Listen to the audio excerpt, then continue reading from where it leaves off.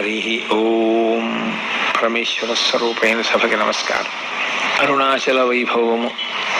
శంకర భగవత్పాదులు దక్షిణామూర్తి స్తోత్రాన్ని పూర్తి చేస్తూ ఒక మాట అంటారు. పూరంభాంస్యనలో నిలోంబర మహార్నాథో హిమాంసు పుమాన్ ఇత్యాభాతి చరాచరాత్మకమిదం యస్యైవ మూర్త్యష్టకం నాణ్యత్కించన విద్యతే విమృశతాం యస్మాత్ పరస్మాత్ విభో తస్మై శ్రీ గురుమూర్తయే నమయిదం శ్రీ దక్షిణామూర్తయే అంటారు. అంటే అంతటా నిండి నిబిడీకృతమైనటువంటి శివ చైతన్యము కంటికి కనపడేటట్టుగా అష్టమూర్తి తత్వంగా ప్రకాశిస్తూ ఉంటుంది. 8 రూపాలతో పరమశివుడు ప్రకాశిస్తూ ఉంటాడు. ఆ 8 రూపాలతో శివుణ్ణి మనం చూడగలం. ఆ 8 తప్ప 9వది నిజానికి ప్రపంచంలో లేదు. ఇంకా ఆ 8 శివుడై ఉంటాడు. అందుకే ఆయన యొక్క తత్వమంతా 8 అంకె మీదే నడుస్తూ ఉంటుంది. అష్టమూర్తి తత్వము అని శివ పూజ యందు కూడా శర్వ భవ ఉగ్ర రుద్ర భీమ పశుపతి మహాదేవ ఈశానములనేటటువంటి పేర్లతో పూజ చేస్తే ఆయన పూజ పూర్తయిపోయినట్టే. అటువంటి 8 రూపములుగా ఆ పరమశివుడు మన మాంసనేత్రమునకు కనపడేటట్టుగా ఉంటాడు అని. అందులో మొట్టమొదటిది ఈ పృథివీ. ఈ భూమి అంతా కలిపి శివస్వరూపం. అది మాంసనేత్రమునకు దొరుకుతుంది, కనపడుతుంది పృథివీ. అలాగే పంచభూతములలో ఆపస్, తేజో, వాయు, ఆకాశములు ఈ 5 కాక సూర్యచంద్రులు, జీవుడు, ఈ 8 కలిపి శివస్వరూపాలు. అందుకే ఇవి శివస్వరూపములు అని నిర్ధారణ చేయడం కోసమే ఈ 8 లింగస్వరూపములై ఉంటాయి. కంచిలో పృథివీలింగం, జంబుకేశ్వరంలో జలలింగం, అరుణాచలంలో అగ్నిలింగం, చిదంబరంలో ఆకాశలింగం, శ్రీకాళహస్తిలో వాయులింగం, కోణార్కలో సూర్యలింగం, సీతాకుండంలో చంద్రలింగం, కాఠ్మండూలో యజమానలింగం. యజమానలింగం అంటే నేను అనుకునేటటువంటి యజమాని యొక్క స్వరూపం. ఈ 8 కూడా శివస్వరూపములే. అందుకే ఈ 8 పేర్లతో 8 శివలింగములు ఆవిర్భవించాయి. ఇందులో పంచభూతలింగములు అని పృథివీ, ఆపస్తేజో, వాయు, ఆకాశములు ఈ 5 బ్రహ్మాండము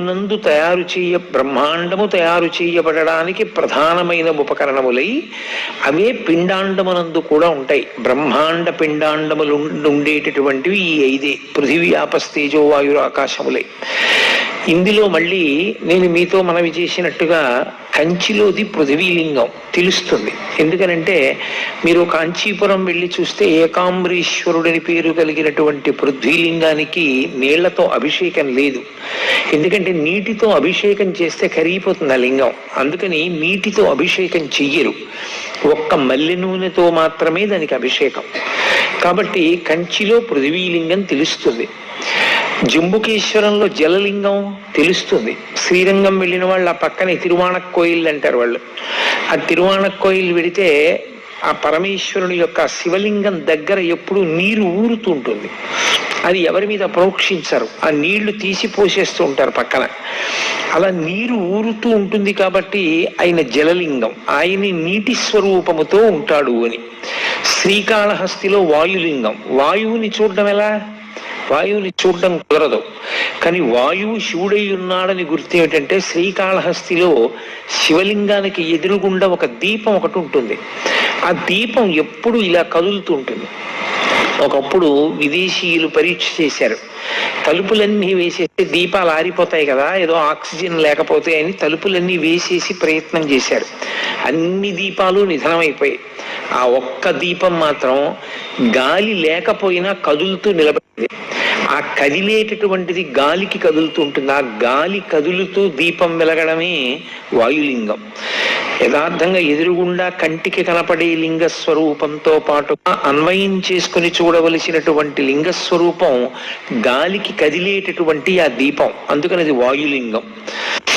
ఇక కంచిలో పృథివీలింగం, జంబుకేశ్వరంలో జలలింగం, అరుణాచలంలో అగ్నిలింగం, చిదంబరంలో ఆకాశలింగం, శ్రీకాళహస్తిలో వాయులింగం. చిదంబరంలో ఆకాశలింగం. చిదంబరంలో ఆకాశలింగం తలుపు తీసి చూపిస్తారు. మారేడు కాల దండలు వేసి ఉంటాయి. ఆ వెనక శివలింగం ఏమి ఉండదు, గోడ ఉంటుంది. ఏమిటంటే అక్కడ ఏం శివలింగం లేదు కదా అంటే అదే చిదంబర రహస్యం అండి అంటారు. అంటే అంతటా నిండిపోయిన ఆకాశ స్వరూపుడే అక్కడ ఉన్నాడు అని. ఇక అరుణాచలంలో అగ్నిలింగం. ఇప్పుడు కంచి అంటే పృథి ఉంది, శ్రీకాళహస్తి అంటే వాయువు తెలుస్తోంది, జంబుకేశ్వరంలో జలలింగం అంటే నీటి దగ్గర, శివలింగం దగ్గర నీరు ఊరుతోంది. సరే, చిదంబరంలో ఆకాశలింగం అంటే అంతటా నిండినటువంటి ఆకాశమే అక్కడ ఉన్నది తెలుస్తోంది. కానీ అరుణాచలంలో అగ్నిలింగం అంటే అక్కడ అగ్ని ఏది? మీరు అరుణాచలం శివాలయంలోకి వెడితే మీకు అక్కడ అగ్ని ఏమైనా కనపడుతుందో? ఒక పెద్ద జ్యోతి స్వరూపాన్ని అక్కడ ఉంచి, లేదా ఒక పెద్ద నెగడుల ఒక మంట మండుతుంటే అదేనండి శివలింగం అక్కడ అని ఎవరైనా చెప్తారా? చెప్పరు. మామూలుగా శివలింగమే ఉంటుంది. మామూలు శివలింగమే ఉన్నప్పుడు అరుణాచలంలో ఉండేటటువంటి శివలింగం అగ్నిలింగం ఎలా అవుతుంది?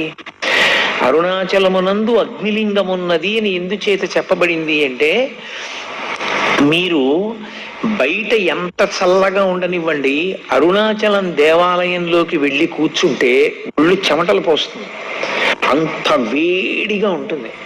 ఆ వేడి నిజంగా అగ్నిహోత్ర స్వరూపంతో ఉంటే మనం తట్టుకోలేమని ఆ వేడి రూపంలో ప్రకాశిస్తూ ఉంటాడు ఆయన. కాదు కాదు, అసలు యథార్థం ఏమంటే అది జ్ఞానాగ్ని.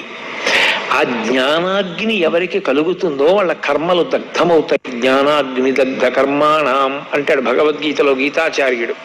ఆ జ్ఞానాగ్ని వలన మళ్ళీ పుట్టవలసినటువంటి అవసరం లేకుండా పాపములన్నీ కూడా కాలిపోతాయి సంచితముతో కలిపి. అంత గొప్ప జ్ఞానస్వరూపమే రాశీభూతమై లింగస్వరూపాన్ని దాల్చింది. అందుకే దాన్ని జ్ఞానస్వరూపమైనటువంటి అగ్నిలింగం. అరుణాచలంలో ఉండేటటువంటి శివలింగానికి, అరుణాచల క్షేత్రానికి ఒక ప్రత్యేకమైనటువంటి లక్షణం.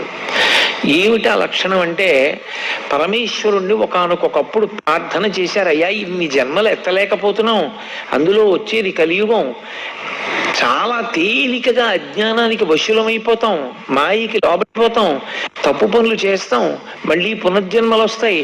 మరి అలా రాకుండా ఉండాలంటే మాకు ఒక తేలిక మార్గం ఏదైనా ఉపదేశం చేయండి అన్నారు. ఆయన అన్నాడు, దర్శనాత్ అభ్రసదసి అన్నాడు. చిదంబరం వెళ్ళి ఎలా దర్శనం చెయ్యాలో తెలుసుకుని అలా దర్శనం చెయ్యండి, ఇక మీరు పుట్టవలసిన అవసరం ఉండదన్నాడు. చిదంబరంలో దర్శనం అంటే ఇందాకే మీతో ప్రస్తావన చేశా, తలుపు తీస్తారు సిద్ధంగా ఉండండి అంటారు, ఆ తెర తీస్తారు, ఇలా చూసేటప్పటికి ఇలా జాగ్రత్తగా కళ్ళు నూలుకుని చూస్తారు, ఏం ఉండదు. మారేడు దళాల దండలు వేలాడుతుంటాయి, బంగారు మారేడు దళాలు, మామూలు మారేడు దళాల దండలు ఉంటాయి, తెరహేస్తారు, అయిపోయింది వెళ్ళిపోండి అంటారు. కొంతమంది అంటారు, డాంబికానికి నీకు కనపడలేదా, శివలింగం వెనకాల ఉంది కదూ అంటారు. ఉత్తిది అదేం కాదు. అదేమిటండి ఏం లేదు కదా వెనకాతలంటే అదే చిదంబర రహస్యం అంటారు. అందుకే ఇప్పటికీ అర్థం కాని విషయాన్ని చిదంబర రహస్యం అంటారు. ఆకాశము అంటే అంతటా నిండిపోయి ఉంటుంది. అంతటా నిండిపోయిన ఆకాశములో అన్నీ ఉంటాయి. ఇప్పుడు మఠాకాశము అంటాం, అంతటా నిండిపోయినటువంటి ఆకాశం ఒకటి అనంతాకాశము అంటారు. అనంతాకాశమునందు మఠాకాశము అంటే ఓ గది, ఓ గదిలో ఆకాశం ఉంటుంది. మళ్ళీ అందులో కుండ పెట్టారనుకోండి ఘటాకాశము, మళ్ళీ ఆ కుండలో ఖాళీ భాగం ఉంటుంది, అది ఆకాశం. ఏమీ లేదనకూడదు, శూన్యం అనకూడదు, శూన్యం బుద్ధుల వాదన, ఆకాశము సనాతన ధర్మవాదన. అరుణాచలంలోకి వెళ్ళడానికి ఒకటే, పరమేశ్వర నాకేం తెలియదు, నాకున్నవన్నీ పాపాలే, నిన్ను నమ్ముకుని వస్తున్నాను, నువ్వే నన్ను అరుణాచల ప్రవేశం చేయించు అని అడిగినటువంటి వారికి అరుణాచల ప్రవేశం చేయిస్తారు తప్ప, అహంకృతితో కొంచెం డాంబికంగా బయలుదేరితే అరుణాచలంలోకి వెళ్ళరు అని. జ్ఞాన సంబంధనాయనారంతటి మహానుభావుడు వెళ్ళలేకపోయాడు, దొంగలు కొట్టేశారు. అప్పుడు ఆయన బాధపడితే ఉన్నవన్నీ ఎత్తుకుపోయిన తర్వాత ఈశ్వరుడి మీద పత్తికాలు పాడి పరమ నిరాడంబరంగా వినయంతో ఇస్తే అరుణాచల పట్టణంలోకి ప్రవేశించగలిగాడు. అరుణాచలం అంత గొప్ప క్షేత్రం. అసౌ యస్తామ్రౌ అర్ణవుత బుభ్రస్సుమంగళ ఏ చేమాగం వృద్ధ అభితో దిక్షుస్సితా సహస్రసో వైశాఖం హేడైమహే అంటుంది రుద్రాధ్యాయం. ఎర్రటి కాంతులు కలిగినటువంటి పరమశివుడు సర్వమంగళ స్వరూపంతో ఉంటాడాయన. ఉండి అన్ని ప్రాణులకు కూడా విశేషమైనటువంటి ఉపకారం చేస్తూ ఉంటాడు. అంత గొప్పగా పరమశివుడు వెలిసినటువంటి క్షేత్రం అరుణాచలం. మనం ఎక్కడికైనా శైవ క్షేత్రానికి వెడితే ఆ శివాలయంలో ఉండేటటువంటి శివలింగం ఏది ఉంటుందో దాన్ని మాత్రమే ప్రధానమైన శివస్వరూపంగా భావన చేస్తాం. ఉదాహరణకి మీరు కంచి వెళ్ళారనుకోండి, ఏకాంబరీశ్వర లింగము అని ఆ కాంచీపురంలో ఉండేటటువంటి పృథివీలింగమే గొప్పది. ఆ పృథివీలింగ దర్శనం ప్రధానంగా చేస్తాం. మిగిలినవన్నీ కూడా పరివార దేవతలు ఇతరమైనటువంటి లింగాలు ఉంటాయి శివాలయంలో. కానీ ప్రధానమైన లింగం కాంచీపురంలో పృథివీలింగం. ఆ శివలింగాన్ని దర్శనం చేస్తాం. అరుణాచల క్షేత్రం దగ్గరికి వచ్చేటప్పటికి మాత్రం ఒక్కడే శివుడు అరుణాచలంలో ఉన్నటువంటి శివలింగ స్వరూపమే కాదు, అరుణాచలంలో 3 రూపాలతో ఉంటాడు పరమేశ్వరుడు. ఒకటి అరుణాచలంలో ఉన్నటువంటి దేవాలయం లోపల ఉన్నటువంటి శివలింగ స్వరూపం ఒకటి, అది ప్రధానమైన లింగ స్వరూపం. 2 అరుణాచలం కొండంతా కలిపి శివస్వరూపం, అది అగ్నిస్వరూపం. అందుకే కృతయుగంలో అది అగ్నిస్వరూపంగా ఒక పెద్ద జ్యోతిస్సుగా వెలుగుతుండేదిట. అదే త్రేతాయుగం దగ్గరికి వచ్చేటప్పటికీ మణులతో కూడినటువంటి శివలింగమైంది. అదే ద్వాపర యుగంలోకి వచ్చేటప్పటికి పెద్ద స్వర్ణలింగమైంది. కలియుగంలోకి వచ్చేటప్పటికి మరకత లింగమైంది. అందుకే ఇప్పటికీ ప్రపంచంలో ప్రఖ్యాతి వహించినటువంటి భూతత్వ శాస్త్రవేత్తలు అరుణాచల పర్వతంలో ఉండేటటువంటి శిలలను పరిశీలించి హిమాలయ పర్వతాల కన్నా కూడా ప్రాచీనమైనటువంటి శిలలు ఇక్కడే ఉన్నాయి, అసలు ఈ భూమండలము ఏర్పడేటప్పుడు అగ్నితప్తమైనటువంటి శిలలతో చల్లారిన కొండ ఈ కొండయే అని నిర్ధారణ చేయబడినటువంటి క్షేత్రం. ఇప్పటికీ అరుణాచలంలో దేవాలయానికి పునర్నిర్మాణం చేస్తున్నప్పుడు కుంభాభిషేక సమయంలో అక్కడ ఒక సొరంగ మార్గం కనపడింది. భగవాన్ రమణులు చెప్తూ ఉండేవారు, ఆ సొరంగం అరుణాచలం కొండ మధ్య భాగంలోకి వెడుతుంది. పైకి కొండ కనపడుతుంది, ఈ మాంసనేత్రానికి ఒక కొండలా కనపడుతుంది, కానీ యథార్థమునకు అది ఒక జ్యోతి స్వరూపం, అదొక పెద్ద జ్యోతి. ఎందరో మహాపురుషులు దర్శనం చేశారు, ఎందరికో దర్శనాలు అయ్యాయి, ఎన్నో చోట్ల గ్రంథస్థం అయ్యాయి ఆ విషయాలు. సప్తర్షులు కూడా జ్యోతుల యొక్క స్వరూపాలతో వచ్చి అరుణాచల పర్వతంలోకి వెళ్ళి పరమేశ్వరుణ్ణి సేవించి మళ్ళీ ఆకాశంలోకి జ్యోతుల రూపంలో వెళ్ళి సప్తర్షి మండల ప్రవేశం చేస్తుంటే దర్శనం చేసిన వాళ్ళు ఎందరో ఉన్నారు. ఇప్పటికీ అరుణాచల పర్వతం మధ్యలో ఉన్నది ఆ గుహ అంటారు, దానికే సొరంగ మార్గం ఉంది అని చెప్పేవారు రమణులు. అరుణాచల క్షేత్రంలో శివాలయాన్ని పునర్నిర్మాణం చేసినప్పుడు కుంభాభిషేక సమయంలో సొరంగం బయటపడింది. ఆ సొరంగం చిన్నగా అరుణాచల పర్వతం లోపల ఉన్న గుహ దగ్గరికి వెడుతుంది అంటారు. అక్కడ ఒక పెద్ద వటవృక్షం ఉంటుందని, ఆ మర్రి చెట్టు కింద దక్షిణామూర్తి స్వరూపంలో సిద్ధయోగి స్వరూపంతో పరమశివుడు ఇప్పటికీ కూర్చుని ఉంటాడని, సనక సనందనాది మహర్షులందరూ కూడా ఆయన్ని సేవిస్తూ ఉంటారని చెప్తారు. ఒకానొకప్పుడు భగవాన్ రమణులు అరుణాచల పర్వతం మీద నడిచి పెడుతుంటే విస్తరాకంత మర్యాకు ఒకటి వచ్చి గాలికి ఎదుర్కొంటూ ఎండు ఆకు ఆయన కాలికి తగిలింది. ఆయన మర్యాకు పైకెత్తి చూసి విస్తరాకంత ఉంది, ఈ అరుణాచల పర్వతం మధ్యలో ఉన్న గుహలో పరమశివుడు దక్షిణామూర్తిగా కూర్చున్నాడు. ఆ చెట్టు ఆకే ఎగిరొచ్చింది, దర్శనం చేస్తానని బయలుదేరాడు. ఆయన కొంత దూరం వెళ్ళేసరికి ఆయన కాలు అనుకోకుండా అక్కడ ఉన్న ఒక పొదలో ఉన్న తేనె పట్టుకి తగిలింది. తేనె పట్టులో ఉన్న ఈగలన్నీ పైకి జుమ్మని లేచాయి. వెంటనే రమణుడు అన్నారు, ఈ కాలు తప్పు చేసింది, వాటి గూడు కదిపింది, కాబట్టి ఇది శిక్ష అనుభవించాలని ఆ కాలు ఒక రాయి మీద పెట్టి వదిలిపెట్టేశాడు. ఆ తేనెటీగలన్నీ వచ్చి ఆయన కాలు కుట్టగలిగినంతసేపు కుట్టాయి. ఇంత లావున వాచిపోయింది. ఆ వాచి కాలు ఈడ్చుకుంటూ ఆయన కిందకి దిగి వచ్చేశారు. పళనిస్వామి అని అప్పుడు ఆయనకి సేవ చేస్తూ ఉండేవాడు, అతను శ్రావణం తీసుకొచ్చి ఆ తేనెటీగల యొక్క ముళ్ళు ఆయన కాల్లో విరిగిపోయిన వాటన్నింటినీ బయటికి లాగేశాడు. కానీ ఆయన శరీరాన్ని విడిచిపెట్టేసే పర్యంతము రమణుల యొక్క ఒక కాలు చాలా లావుగా ఉండేది. ఇప్పటికీ మీరు రమణాశ్రమానికి వెళ్ళి ఆయన యొక్క ఫొటోస్ చూస్తే ఒక కాలు లావుగా కనపడుతుంది. కారణం, ఆ దక్షిణామూర్తి దర్శనానికి ప్రయత్నం చేసినప్పుడు రమణ మహర్షి యొక్క ఒక కాలుని తేనెటీగలకు, ఆ తర్వాత ఎవరిని వెళ్ళొద్దని చెప్పేవారు రమణ మహర్షి. ఆయన మాట వినకుండా వెంకటరామయ్య గారని ఒక ఆయన స్నేహితులు కలిసి అరుణాచలంలో మేము దక్షిణామూర్తి దర్శనం చేస్తామని బయలుదేరారు. తీరా వాళ్ళు బయలుదేరి వెళ్ళిన తరువాత వాళ్ళు మార్గంలో చాలా చాలా కష్టాలు పడి వాళ్ళకి అసలు వెనక్కి తిరిగి వచ్చే మార్గం మర్చిపోయి ఉండిపోయారు. ఆ పైన ఉండిపోతే ఇక్కడ రమణుల యొక్క అనుగ్రహం వల్ల, కొండ కింద రమణులు చేసిన సంకల్పం వల్ల వాళ్ళు మళ్ళీ చీకటి పడిన తర్వాత కొండ దిగొచ్చారు. అప్పటి నుంచి ఎవ్వరూ ఆ సిద్ధయోగి దర్శనం చేసే ప్రయత్నం చెయ్యరు. కానీ ఇప్పటికీ పరమేశ్వరుడు అక్కడ దక్షిణామూర్తిగా మర్రి చెట్టు కింద కూర్చుంటాడని ఎందరో సిద్ధులు, యోగులు, దేవతలు ఆయన యొక్క దర్శనానికి వచ్చి వెడుతూ ఉంటారని ప్రతీతి. అలా అరుణాచల క్షేత్రం ముందు 3 రూపాలతో ఉంటాడు పరమశివుడు. అంత గొప్ప క్షేత్రంలో పరమేశ్వరుడు శివలింగంగా ఆవిర్భవించిన తరువాత అక్కడ జరగవలసినటువంటి పూజాది కార్యక్రమాలు ఎలా జరగాలి అన్న విషయాన్ని ఆయనే నిర్ణయం చేసి గౌతమ మహర్షిని ఆదేశించాడు. మనకి వలైకాపు మంటపము అని ఉంటుంది లోపల. ఆ మంటపంలో అమ్మవారిని తీసుకొచ్చి కూర్చోపెట్టి గాజులు సమర్పణం చేస్తారు అమ్మవారికి. అమ్మవారికి గాజులు సమర్పణం చేసేటటువంటి ఉత్సవం ఒకటి. మిగిలిన 2 పెద్ద ఉత్సవాలు, ఒకటి కార్తీక మాసంలో జరిగేటటువంటి దీపోత్సవం, కార్తీక పౌర్ణమి పెట్టేటటువంటి దీపం. దాని గురించి నేను ప్రత్యేకంగా మీతో ప్రస్తావన చేశాను. ఇక 3వ ఉత్సవం పార్వతీ పరమేశ్వరుల మధ్య వచ్చేటటువంటి ప్రణయ కలహోత్సవం. ఇప్పటికీ అరుణాచలంలో ఆ ప్రణయ కలహోత్సవాన్ని అక్కడ ఉన్న అర్చకులు నిర్వహిస్తారు. ఎంత అద్భుతంగా నిర్వహిస్తారట.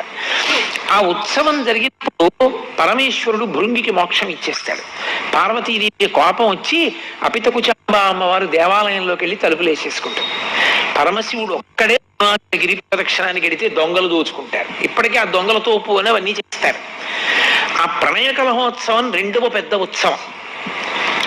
ఈ నిర్ణయం చేసినటువంటి వాడు గౌతమ మహర్షి. ఎవరి ఆజ్ఞ మేరకి?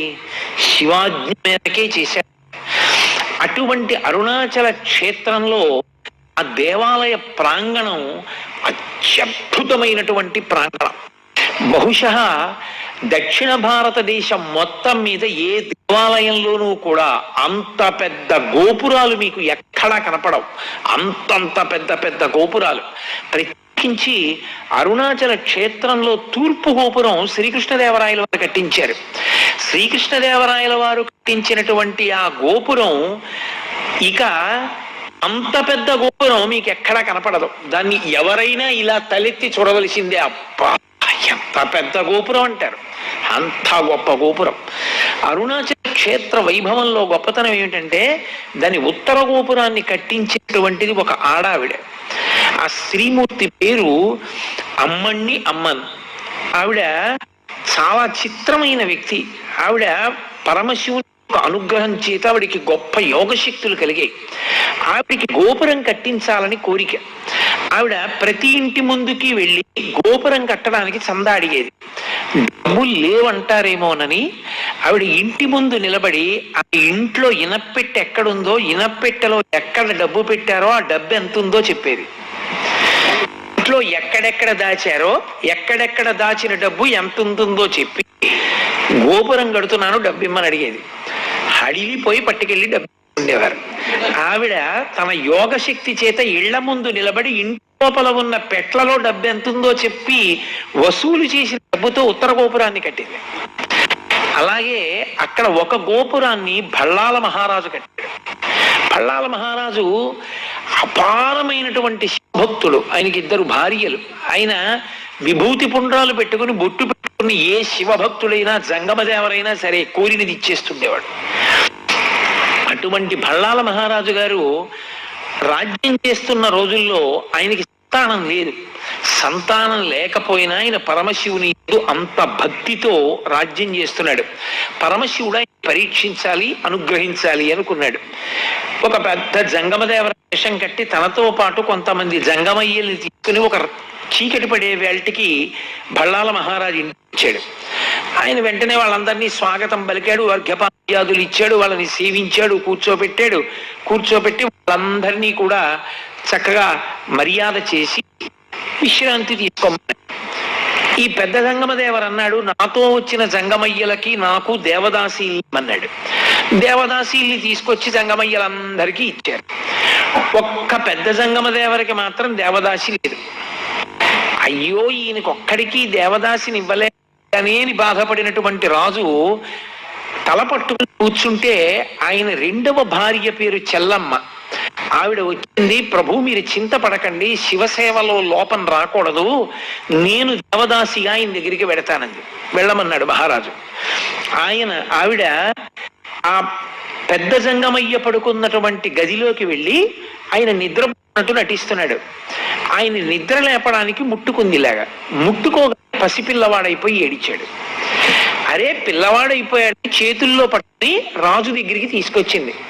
మహారాజా, పెద్ద జంగమదేవర పిల్లవాడైపోయాడు, ఇదిగో తీసుకొచ్చాను, పరమేశ్వరుడే అనుగ్రహించాడు, మనకి కొడుకు అని ఇచ్చింది.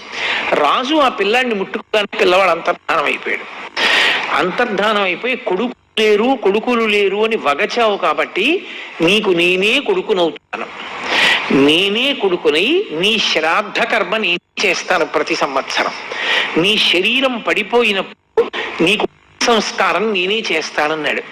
ఇప్పటికి దాదాపు 6 నుంచి 700 సంవత్సరములైంది.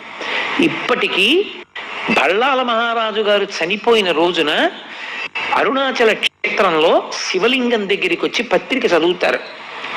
భళ్ళాల మహారాజు గారు ఫలానా రోజున ఫలానా తిథిలో ఫలానా నక్షత్రంలో శరీరం విడిచిపెట్టాడు అని.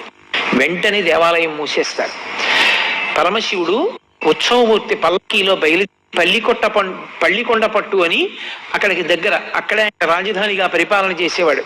ఆ పల్లికొండ పట్టు వెళ్తుంది పల్లకి, వెళ్ళి స్నానం చేస్తాడు పరమశివుడు. అంటే ఉత్సవమూర్తి స్నానం చేస్తుంది. స్నానం చేసి పీటల మీద పరమశివుడు అపితకుచాంబ ఉండి భళ్ళాల మహారాజు గారికి తద్దినం పెట్టి మళ్ళీ ఏట్లో స్నానం చేసి అరుణాచల దేవాలయంలోకి వెళ్ళి అప్పుడు ఆయనకి అభిషేకం అయిన తర్వాత మళ్ళీ తలుపులు తీసి తెచ్చారు. 6 నుంచి 7 శతాబ్దములుగా పరమశివుడే తన భక్తుడికి తద్దినం పెడుతున్న ఏకైక క్షేత్రం అరుణాచల క్షేత్రం. ఆ క్షేత్రంలో ఆ భళ్ళాల మహారాజు గారు కట్టించినటువంటి గోపురము ఒక గోపురం. ఆ గోపురానికి కిలి గోపురం అని పిలుస్తారు. మీరు లోపల మనకి సుబ్రహ్మణ్య దేవాలయం కనపడుతుంది. మీరు ఆ సుబ్రహ్మణ్య దేవాలయం మీద తల ఎత్తి చూస్తే కొన్ని బొమ్మలు కనపడతాయి. బొమ్మల్ని బట్టి తెలుస్తుంది మనకు, అక్కడ ఒక కథ తెలుస్తుంది. ప్రౌఢదేవరాయలు అని ఒక రాజు. ఆ ప్రౌఢదేవరాయ దగ్గర అరుణగిరినాథర్ అనబడేటటువంటి ఒక వ్యక్తి మంచి ఆస్థాన కవిగా ఉండేవాడు. ఆయన దగ్గర అంతకుముందే ప్రౌఢదేవరాయల వారి దగ్గర సంబంధం అని ఒక కవి ఆస్థాన. కానీ ఈ అరుణగిరినాథర్ తర్వాత ఆస్థాన కవి. అది కూడా ఎందుకోవలసి వచ్చింది అంటే అరుణగిరినాథర్ యొక్క తల్లి చిన్న వయస్సులోనే, అరుణగిరినాథర్ చాలా చిన్న పిల్లవాడిగా ఉన్నప్పుడే శరీరం విడిచిపెట్టేసింది. అంతకు ముందే తండ్రి చనిపోయాడు. ఆవిడ శరీరం వదిలిపెడుతూ ఈ పిల్లల్ని రక్షించమని అక్కగారికి అప్పచెప్పింది. అక్కగారి పేరు ఆది. ఆ ఆది అనబడే అక్కగారు ఈ అరుణగిరినాథర్ని పెంచి పెద్ద చేసింది. ఈ అరుణగిరినాథరు దుర్వ్యసనపరుడై స్త్రీలోలుడై స్వేచ్ఛగా తిరుగుతుండేవాడు. ఒకనాడు అక్కగారు చాలా బాధపడి నింద చేసింది. అతనికి వైరాగ్యం కలిగి ఇన్ని తప్పులు చేశాను, నేను ఇక బతకకూడదని ఈ భళ్ళాల మహారాజు గారు కట్టించిన గోపురం ఎక్కి చచ్చిపోతానని అక్కడి నుంచి కింద పడ్డాడు. కింద పడుతుంటే లోపల సుబ్రహ్మణ్య దేవాలయంలో ఉన్న సుబ్రహ్మణ్యుడు బయటికి వచ్చి చేతులు పట్టుకున్నాడు. సుబ్రహ్మణ్యేశ్వర స్వామి వారి యొక్క స్పర్శ తగలగానే అతనిలో కవిత్వం పెళ్ళుబుకి మహాభక్తుడయ్యాడు. కల్పానుభూతి అని చెప్పి ఆయన అద్భుతమైనటువంటి సుబ్రహ్మణ్య గీతములను రచన చేశాడు. సుబ్రహ్మణ్య తత్వం మీద రచన చేశాడు. ఆయనే ఆ కాలంలో ప్రౌఢదేవరాయల వారి ఆస్థాన కవి సంబంధం.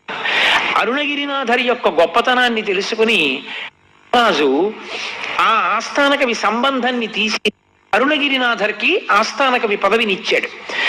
ఈయన ఆస్థాన కవి ఉంటూ సుబ్రహ్మణ్యుణ్ణి సేవించాలనేటటువంటి తాపత్రయంతో తెచ్చిన పువ్వులతో సంతోషపడక పరకాయ ప్రవేశ విద్య తెచ్చుకుని తన శరీరాన్ని అరుణాచల దేవాలయంలో ఒక మూల ఎవరికీ కనపడకుండా విడిచిపెట్టి చిలుకలోకి ప్రవేశించి పక్కన ఉన్నటువంటి వనాల్లో వెళ్ళి పారిజాత పుష్పాలు వచ్చి సుబ్రహ్మణ్యుణ్ణి సేవిస్తుండేవాడు.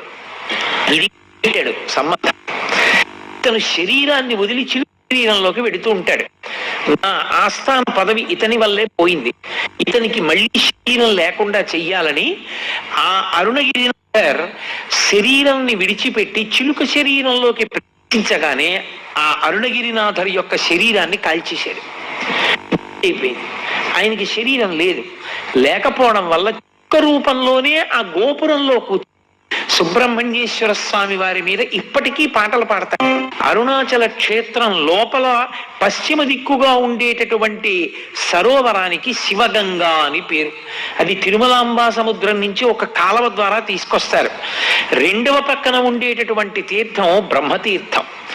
అలాగే మీకు అరుణాచలంలో ఖడ్గతీర్థం, సర్వతీర్థం, ఈశాన్య తీర్థం, అగస్త్య తీర్థం, బ్రహ్మతీర్థం, శివగంగ, యమున, ఎన్ని సరస్సులు ఉంటాయి. ప్రతి సరస్సుకి స్థల పురాణం ఉంది. ఒక్కొక్క సరస్సు ఒక్కొక్క కారణానికి వచ్చింది. అగస్త్య మహర్షి ప్రతి సంవత్సరం మార్గశీర్ష మాసంలో వస్తారట. వచ్చి తన శిష్యులతో గిరి ప్రదక్షిణం చేసి ఆ సరస్సులో స్నానం చేసి పెడతారు. ఒక్కొక్క సరస్సులో స్నానానికి ఒక్కొక్క ప్రత్యేకమైన విభూతి కలుగుతుంది. ఒక సరస్సులో స్నానం చేస్తే అపారమైన భక్తి కలుగుతుంది. ఒక సరస్సులో స్నానం చేస్తే సరస్వతి కటాక్షము కలుగుతుంది. ఒక సరస్సులో స్నానం చేస్తే పాప సంచయం అంతా కూడా దగ్ధమవుతుంది. అంత గొప్ప గొప్ప సరస్సులతో నిండి ఉంటుంది ఆ క్షేత్రం అంతా. స్వయంగా చతుర్ముఖ బ్రహ్మగారే అరుణాచల క్షేత్రంలో ఆరాధన చేసి స్నానం చేసేటటువంటి సరస్సు ఆ బ్రహ్మ సరస్సు అని పిలుస్తారు. అంత గొప్ప గొప్ప సరస్సులతో కూడుకుని స్థలవృక్షమైనటువంటి ఇప్ప చెట్టుతో ఉంటుంది. అరుణాచల క్షేత్రానికి వెళ్ళినటువంటి వాళ్ళు ఆ దేవాలయంలో పరమేశ్వరుడి పూజ చేసేటప్పుడు ఏ నామాలతో పూజ చెయ్యాలన్నది కూడా పరమశివుడు నిర్ణయం చేశాడు. పరమేశ్వరుడు స్వయంభూగా 3 రూపాలతో వెలిసినటువంటి క్షేత్రమైన కారణం చేత అరుణాచలంలో మీరు ఎంత చిన్న పుణ్యకార్యం చెయ్యండి, అది తీవ్ర స్థాయిలో ఫలితాన్ని ఇస్తుంది. సామాన్యమైన ఫలితం కాదు. అది ఏదో పుణ్యంగా మారి వచ్చే జన్మలో మీరు సార్వభౌముడవడం, ఏదో పుణ్యంగా మారి వచ్చే జన్మలో ఐశ్వర్యవంతుడవడం కాదు. అరుణాచలంలో చేసినటువంటి పుణ్యకార్యము పునరావృత్తి రాహిత్యమునకు తీసుకెడుతుంది. దానికి స్కాంద పురాణంలో కొన్ని విశేషాలు చెప్తారు.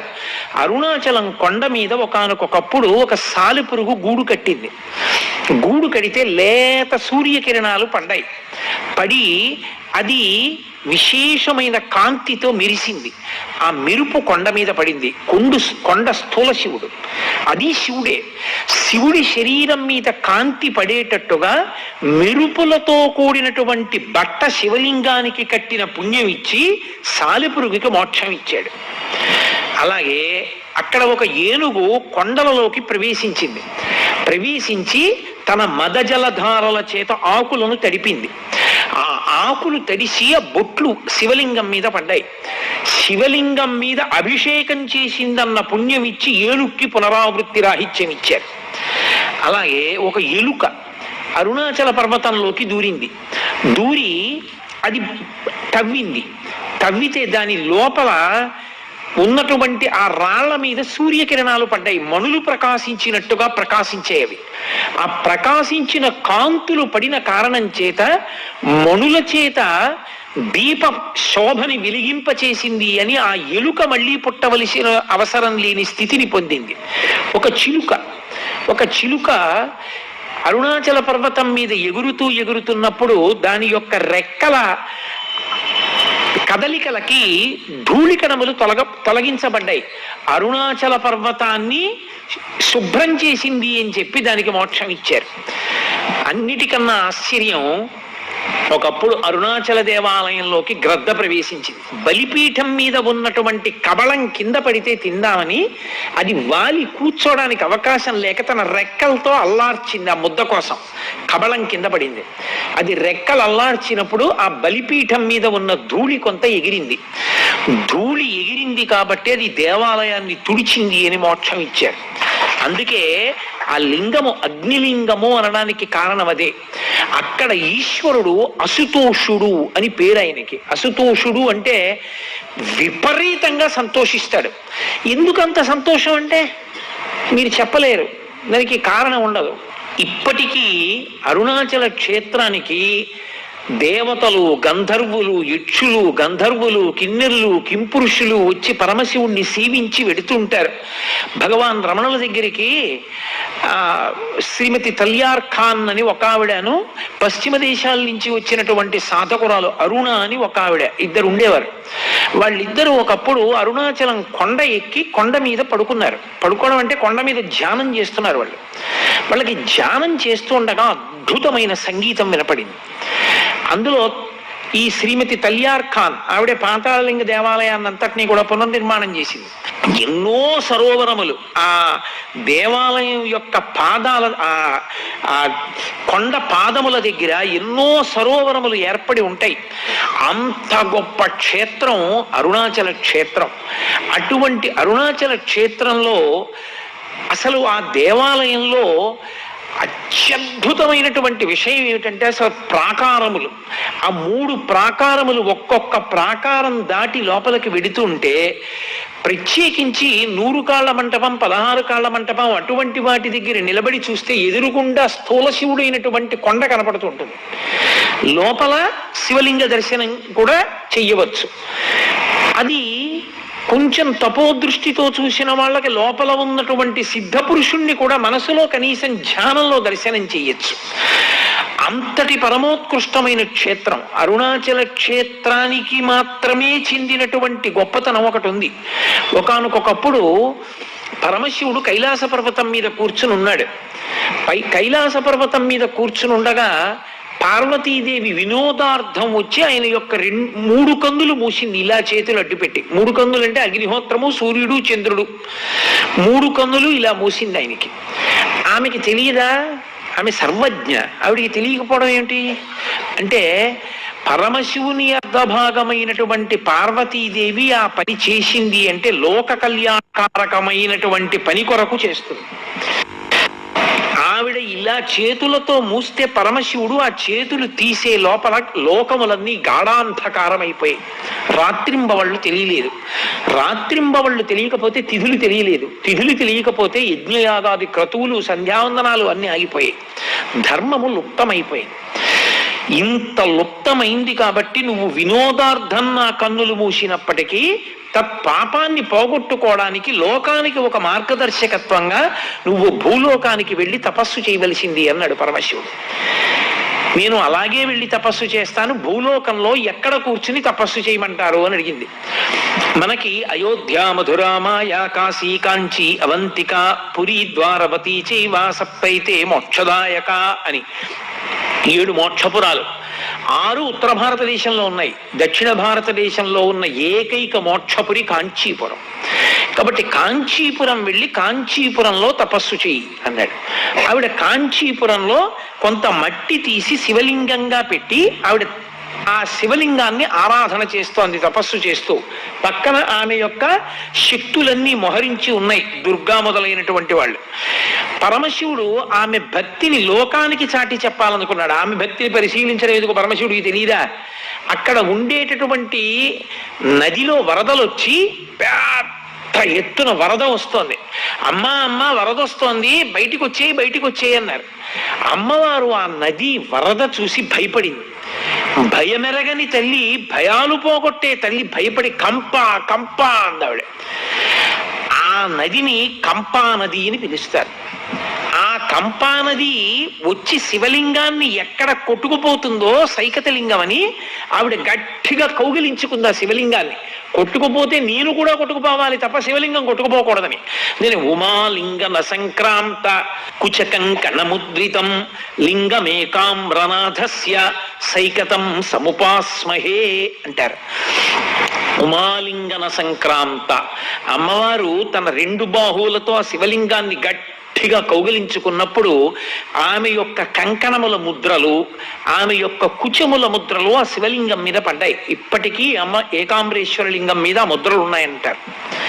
కాబట్టి ఉమాలింగన సంక్రాంతకర కంకణము కుచకంకణముద్రితం లింగమేకామ్రనాథస్య సైకతం సముపాస్మహే. అప్పుడు శ్రీ మహావిష్ణువు అన్నారు, అమ్మాయి ఇదంతా బావగారి లీల, అమ్మవారు నారాయణి ఆయన నారాయణ కదా, పరమశివుని లీలమ్మా, మళ్ళీ విపరీత ప్రవాహాన్ని పంపిస్తున్నాడు, పరమశివుణ్ణి మొక్కవోని భక్తితో పట్టుకో అమ్మా, ఆయనే కాపాడతాడన్నాడు. అప్పుడే ఆయన మళ్ళీ పరమశివుడు అంత ప్రవాహం వస్తున్నా సరే అమ్మవారు భక్తితో శివలింగాన్ని కౌగిలించుకున్నటువంటి తీరు చూసి అనుగ్రహించాడు. అనుగ్రహించి ప్రత్యక్షం అయ్యాడు. ఇప్పటికీ ఆ కంపానది మీరు చూడొచ్చు. ఎక్కడ కనపడుతుందో తెలుసా? కంపానది బయట చూద్దాం అంటే కనపడదు. కంపానది కాంచీపురంలో చూడాలి అంటే మీకు ఏకాంబరేశ్వరుడు ఆ మామిడి చెట్టు ఉంటుంది, ఆ మామిడి చెట్టు వెనక పరమాచార్య స్వామి వారికి ఆ సహస్రచంద్ర దర్శనోత్సవం సమయంలో ఆయన ఏ సహస్రలింగానికి వెండి పట్టలు పెట్టి పూజ చేశారో ఆ సహస్రలింగాన్ని దగ్గరికి వెడుతున్నటువంటి దారిలో నీరు కొద్దిగా పైకి ఉబుకుతూ ఉంటుంది. అక్కడ అంతర్వాహినిగా కంప వెడుతూ ఉంటుంది. మీరు ఇంకా బాగా చూడాలంటే ఎవరైనా తెలుసున్న వాళ్ళు ఉంటేనే తలుపు తీస్తారు. ఏకాంబరేశ్వర దేవాలయం లోపలికి వెడుతున్నప్పుడు ఎడంచేతి పక్క గేటు తాళం వేసి ఉంటుంది. ఆ తాళం తీయించి లోపలికి వెడితే మీకు ప్రపంచంలో ఎక్కడా కనపడని విఘ్నేశ్వరుడు కనపడతాడు. ఆయన ఓ పెద్ద నగారా ఒకటి పెట్టుకుని ఆ ఢంకా మోగిస్తుంటాడు. ఢంకా విఘ్నేశ్వరుడు అంటారు. రెండు కర్రలు చేత్తో పట్టు కొడుతుంటాడు. కాంచీపురంలో ఉత్సవం జరిగితే మొట్టమొదట ఆయనకి వెళ్ళి చెప్తారు. చెప్తే ఆయన ఢంకా వాయించి చెప్తాడు అందరికీ ఉత్సవం ఉంది రెండని.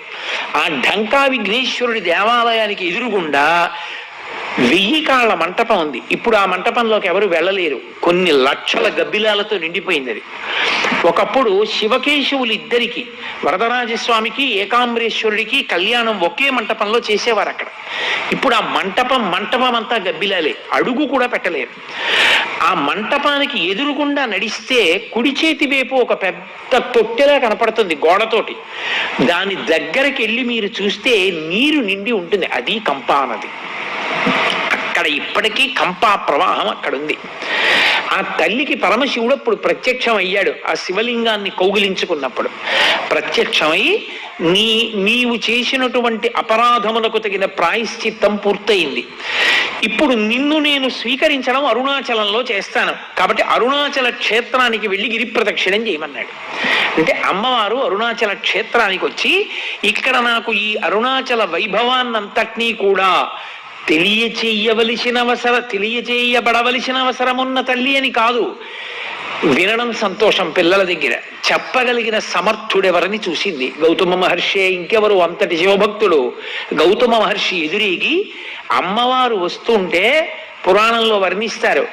అమ్మవారి శరీరంలోంచి మరకతమణి కాంతులు వచ్చేయట. నల్లగా ఉంటుంది కదా తల్లి, మరకతమణి కాంతులు వస్తుంటే గౌతమ మహర్షి ఎదురేగి అమ్మవారిని తీసుకొచ్చి కూర్చోపెట్టి అరుణాచల వైభవం అంతటినీ చెప్పాడు. భగవాన్ రమణులు తరచుగా ఆ దేవాలయం దగ్గరికి వెడుతుండేవారు. ఆ ఖడ్గతీర్థం దగ్గర తల్లి స్నానం చేసి ప్రదక్షిణం చేస్తోంది.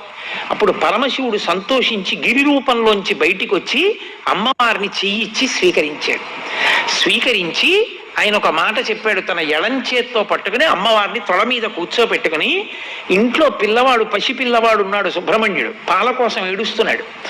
పిల్లవాడు పాల కోసం ఏడుస్తున్నా సరే నన్ను చేరుకోవాలన్న తాపత్రయంలో పాప పరిహారం చేసుకోవడానికి కాంచీపురం వెళ్ళి తపస్సు చేసి అరుణాచలం వచ్చి మహిషాసుర సంహారం చేసి ఖడ్గతీర్థాన్ని సృష్టించి అందులో స్నానం చేసి శివలింగ ప్రతిష్ఠ చేసి గిరి ప్రదక్షిణం చేసి నన్ను చేరుకున్నావు కనుక కొడుక్కి కూడా పాలివ్వకుండా భర్త మీద ప్రేమతో ఇంత కష్టపడ్డదానివి కాబట్టి కొడుకు చేత కూడా తాగబడని కుచములున్న తల్లివి కాబట్టి అపిత కుచాంబ అన్న పేరుతో నన్ను చేరు అని పిలిచాడు.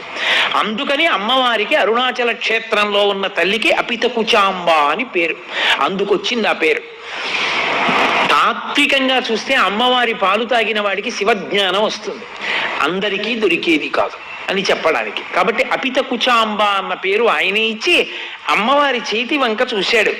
పార్వతి, ఏమిటి నీ చేతిలో ఉన్న సౌగంధికా పుష్పము అని అడిగాడు. అంటే తల్లి అండి, నేను కైలాసం నుంచి బయలుదేరి కాంచీపురం చేరేటప్పుడు మిమ్మల్ని ఆరాధించడానికి మానస సరోవరంలో వాడిపోనటువంటి ఒక కలవ పువ్వు అత్యంత సుగంధభరితమైన దాన్ని పట్టుకుని బయలుదేరాను. దానితోనే పూజ చేశాను. ఆ పుష్పమే నా చేతిలో ఉంది, దాని సుగంధమే ఈ సుగంధం అంది. అందుకే అమ్మవారి చేతిలో పువ్వు. ఆ తల్లి పరమశివుణ్ణి అడిగింది, ఏమి మీ దగ్గర ఇంత సువాసన వస్తోంది, ఇంత గొప్ప సువాసన చాలా అద్భుతంగా ఉంది అంటే పరమశివుడు అన్నాడు, నా పేరే సుగంధి, సుగంధిం పుష్టివర్ధనం అని కదా. కానీ పార్వతి, అసలు ఇంత సుగంధం రావడానికి కారణం చెప్తాను చూడు. పూర్వం ఒక దైత్యుడు నా గురించి తపస్సు చేశాడు. అతను తపస్సు చేసి చేసి చేసి చేసి నా కోసం అలమటించాడు. నేను ఆయనకి ప్రత్యక్షం అయ్యాను. పులక ఏం కావాలని అడిగాను. ఆయన పేరు పులకుడు, ఆ దైత్యుడి పేరు. పులక నీకేం కావాలని అడిగాను. ఆయన అన్నాడు, ప్రపంచంలో ఎవరికీ లేనంత సుగంధం నా శరీరంలోంచి సహజంగా రావాలి, అటువంటి సుగంధం నా శరీరం నుంచి వచ్చేటట్టుగా నన్ను అనుగ్రహించన్నాడు. అప్పుడు నేను బాగా ఆలోచించి ఆయన్ని పునుగు పిల్లిగా మార్చాను. అది మొదటి పునుగు పిల్లి సృష్టిలో. ఆ పునుగు పిల్లి శరీరంలోంచి పునుగు వస్తుంది. ఆ పునుగు వాసనకి దేవతాకాంతలు కూడా ఆకర్షింపబడి పిల్లి వెంట పరిగెత్తారు. అప్పుడు దేవతలందరూ నా దగ్గరికి వచ్చి, అయ్యా మీరు పులకుణ్ణి పునుగు పిల్లిగా మార్చారు, పునుగు పిల్లి యొక్క పునుగు సువాసనకి మా భార్యలందరూ ఆ పిల్లి వెంట పరిగెడుతున్నారు, కాబట్టి మీరు అనుగ్రహించి ఆ దైత్యుడి శరీరం పడిపోయేటట్టుగా చేసి మా భార్యల్ని మాకు ఇప్పించండి అన్నారు. నేను పులకుణ్ణి పిలిచాను. పులకాని శరీరం వదిలిపెట్టేసేయి, దేవతాకాంతలు నీ వెంట పడుతున్నారట, దేవతలు బాధపడుతున్నారన్నాడు. అంటే ఆయన అన్నాడు, అలాగే వదిలిపెట్టేస్తాను నా శరీరం, కానీ ఒక వరం ఇవ్వండి, నా వంశంలో పుట్టేవన్నీ పునుగు పిల్లులు అవ్వాలి. సాధారణంగా మా వంశంలో పుట్టినటువంటి ఆ ప్రతి మృగం యొక్క పునుగు మీకు చేరాలి. అది మీరు అలదుకున్నప్పుడు మీ యందు శృంగార భావన కలగాలి. మీరు అమ్మవారితో కలిసి పరమ సంతోషంగా ఉల్లాసంగా భక్తజనులందరినీ ఆనందంగా చూడాలి, వాళ్ళ కోరికలు ఈడేర్చాలి, నన్ను అనుగ్రహించమని అడిగాడు. అందుకే అదిగో ఆ పులకుని యొక్క వంశంలో వచ్చినటువంటి జాతి పిల్లులే ఈ పునుగు పిల్లులు ఇప్పుడున్నాయి. ఆ పులకుడు శరీరం వదిలిపెట్టేటప్పుడు అతని శరీరంలో ఉన్న పునుగు నాకు అలదాడు. ఆ పునుగు వాసన ఇది పార్వతి, అందుకునంత సుగంధభరితంగా ఉన్నాను ఇక్కడ నేను అన్నాడు. అంటే పార్వతీదేవంది, తత్వతః మీది చాలా గొప్ప రూపం. మీరు పైకి చూడడానికి ఏమిటి అలా వేసుకుంటాడాయన అనిపిస్తుంది, కానీ పునుకల పేరు కంఠమున భూరి భుజంగము భూషణంబుగా అనయము భస్మధారణము ఎద్రి నివాసము మీరు విల్లుగా అనుబుగ దంతి చర్మమును హస్తములందు కపాల శూలముల్ పడిబడి దాల్తు శంకర కృపావరు రూపమును ఆశ్రయించదన్. ఆయన మెడలో పెద్ద పావుని వేసుకుంటాడు, ఓ కపాలమాల వేసుకుంటాడు, ఏదో ఒళ్ళంతా శవ విభూతి అలదుకుంటాడు.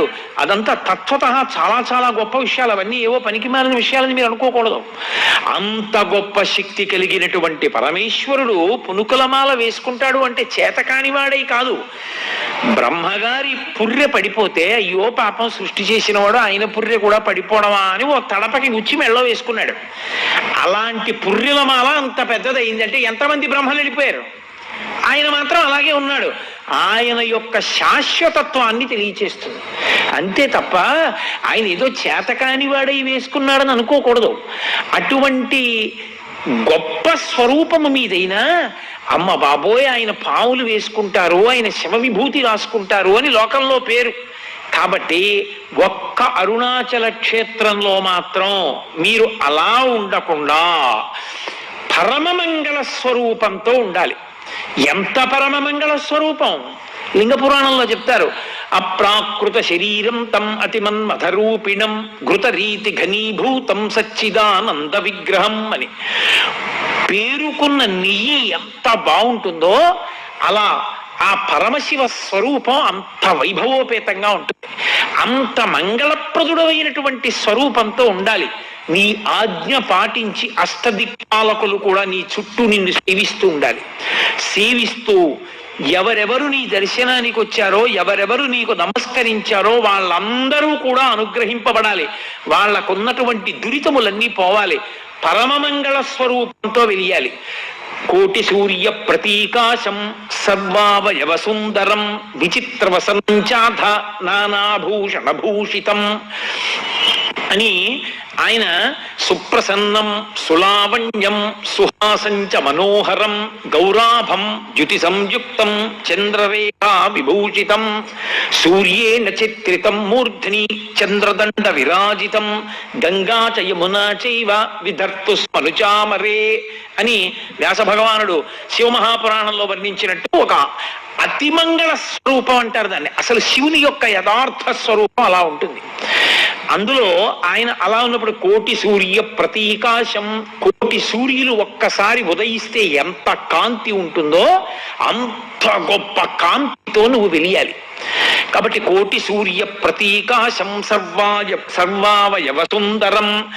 ఏ అవయవం వంక చూసినా కన్ను తిప్పుకోవడానికి వీలుండకూడదు, అంత సుందర రూపంతో సుందర శివుడిగా వెలియాలి నువ్వు. కాబట్టి సర్వావయవ సుందరం. దానితో పాటుగా విచిత్ర వసనంచాధ. ఆ గజాసురుడికి మాటిచ్చాడని ఏనుగు తోలు కట్టుకుంటాడు. ఇక్కడ నువ్వు ఏనుగు తోలు కట్టుకోకూడదు, చీనాంబరములు మంచి పట్టుపుట్టాన్ని కట్టుకోవాలి. విచిత్ర వసనంచాధ నానాభూషణ భూషితం. అద్భుతమైనటువంటి అలంకారములన్నీ చేసుకోవాలి. దానితో పాటుగా సుప్రసన్నం సులావణ్యం సుహాసంచ మనోహరం. అతి ప్రసన్నమైనటువంటి స్వరూపంతో ఉండాలి. ఎవరైనా వచ్చి నీ కాళ్ళ పడిపోవచ్చు, అంత ప్రసన్నుడవై ఉండాలి, అంత సులభుడవై ఉండాలి. సుప్రసన్నం సులావణ్యం సుహాసంచ మనోహరం. మంచి చిరునవ్వు నవ్వుతూ ఉండాలి. నీలో నువ్వు రమిస్తూ కన్నులు మూసుకుని అరమోడ్పు కన్నులతో ఉండకూడదు, కన్నులు తెరిచి నవ్వుతూ ఉండాలి. సుహాసంచ మనోహరం. చూడగానే అవతల వాళ్ళ మనస్సు హరింపబడాలి. సుహాసంచ మనోహరం. గౌరాభం. తెలుపు ఎరుపు పసుపులు కలిసిన కాంతితో ఉండాలి. ద్యుతి సంయుక్తం. నీలోంచి మంచి కాంతి ప్రసరిస్తూ ఉండాలి.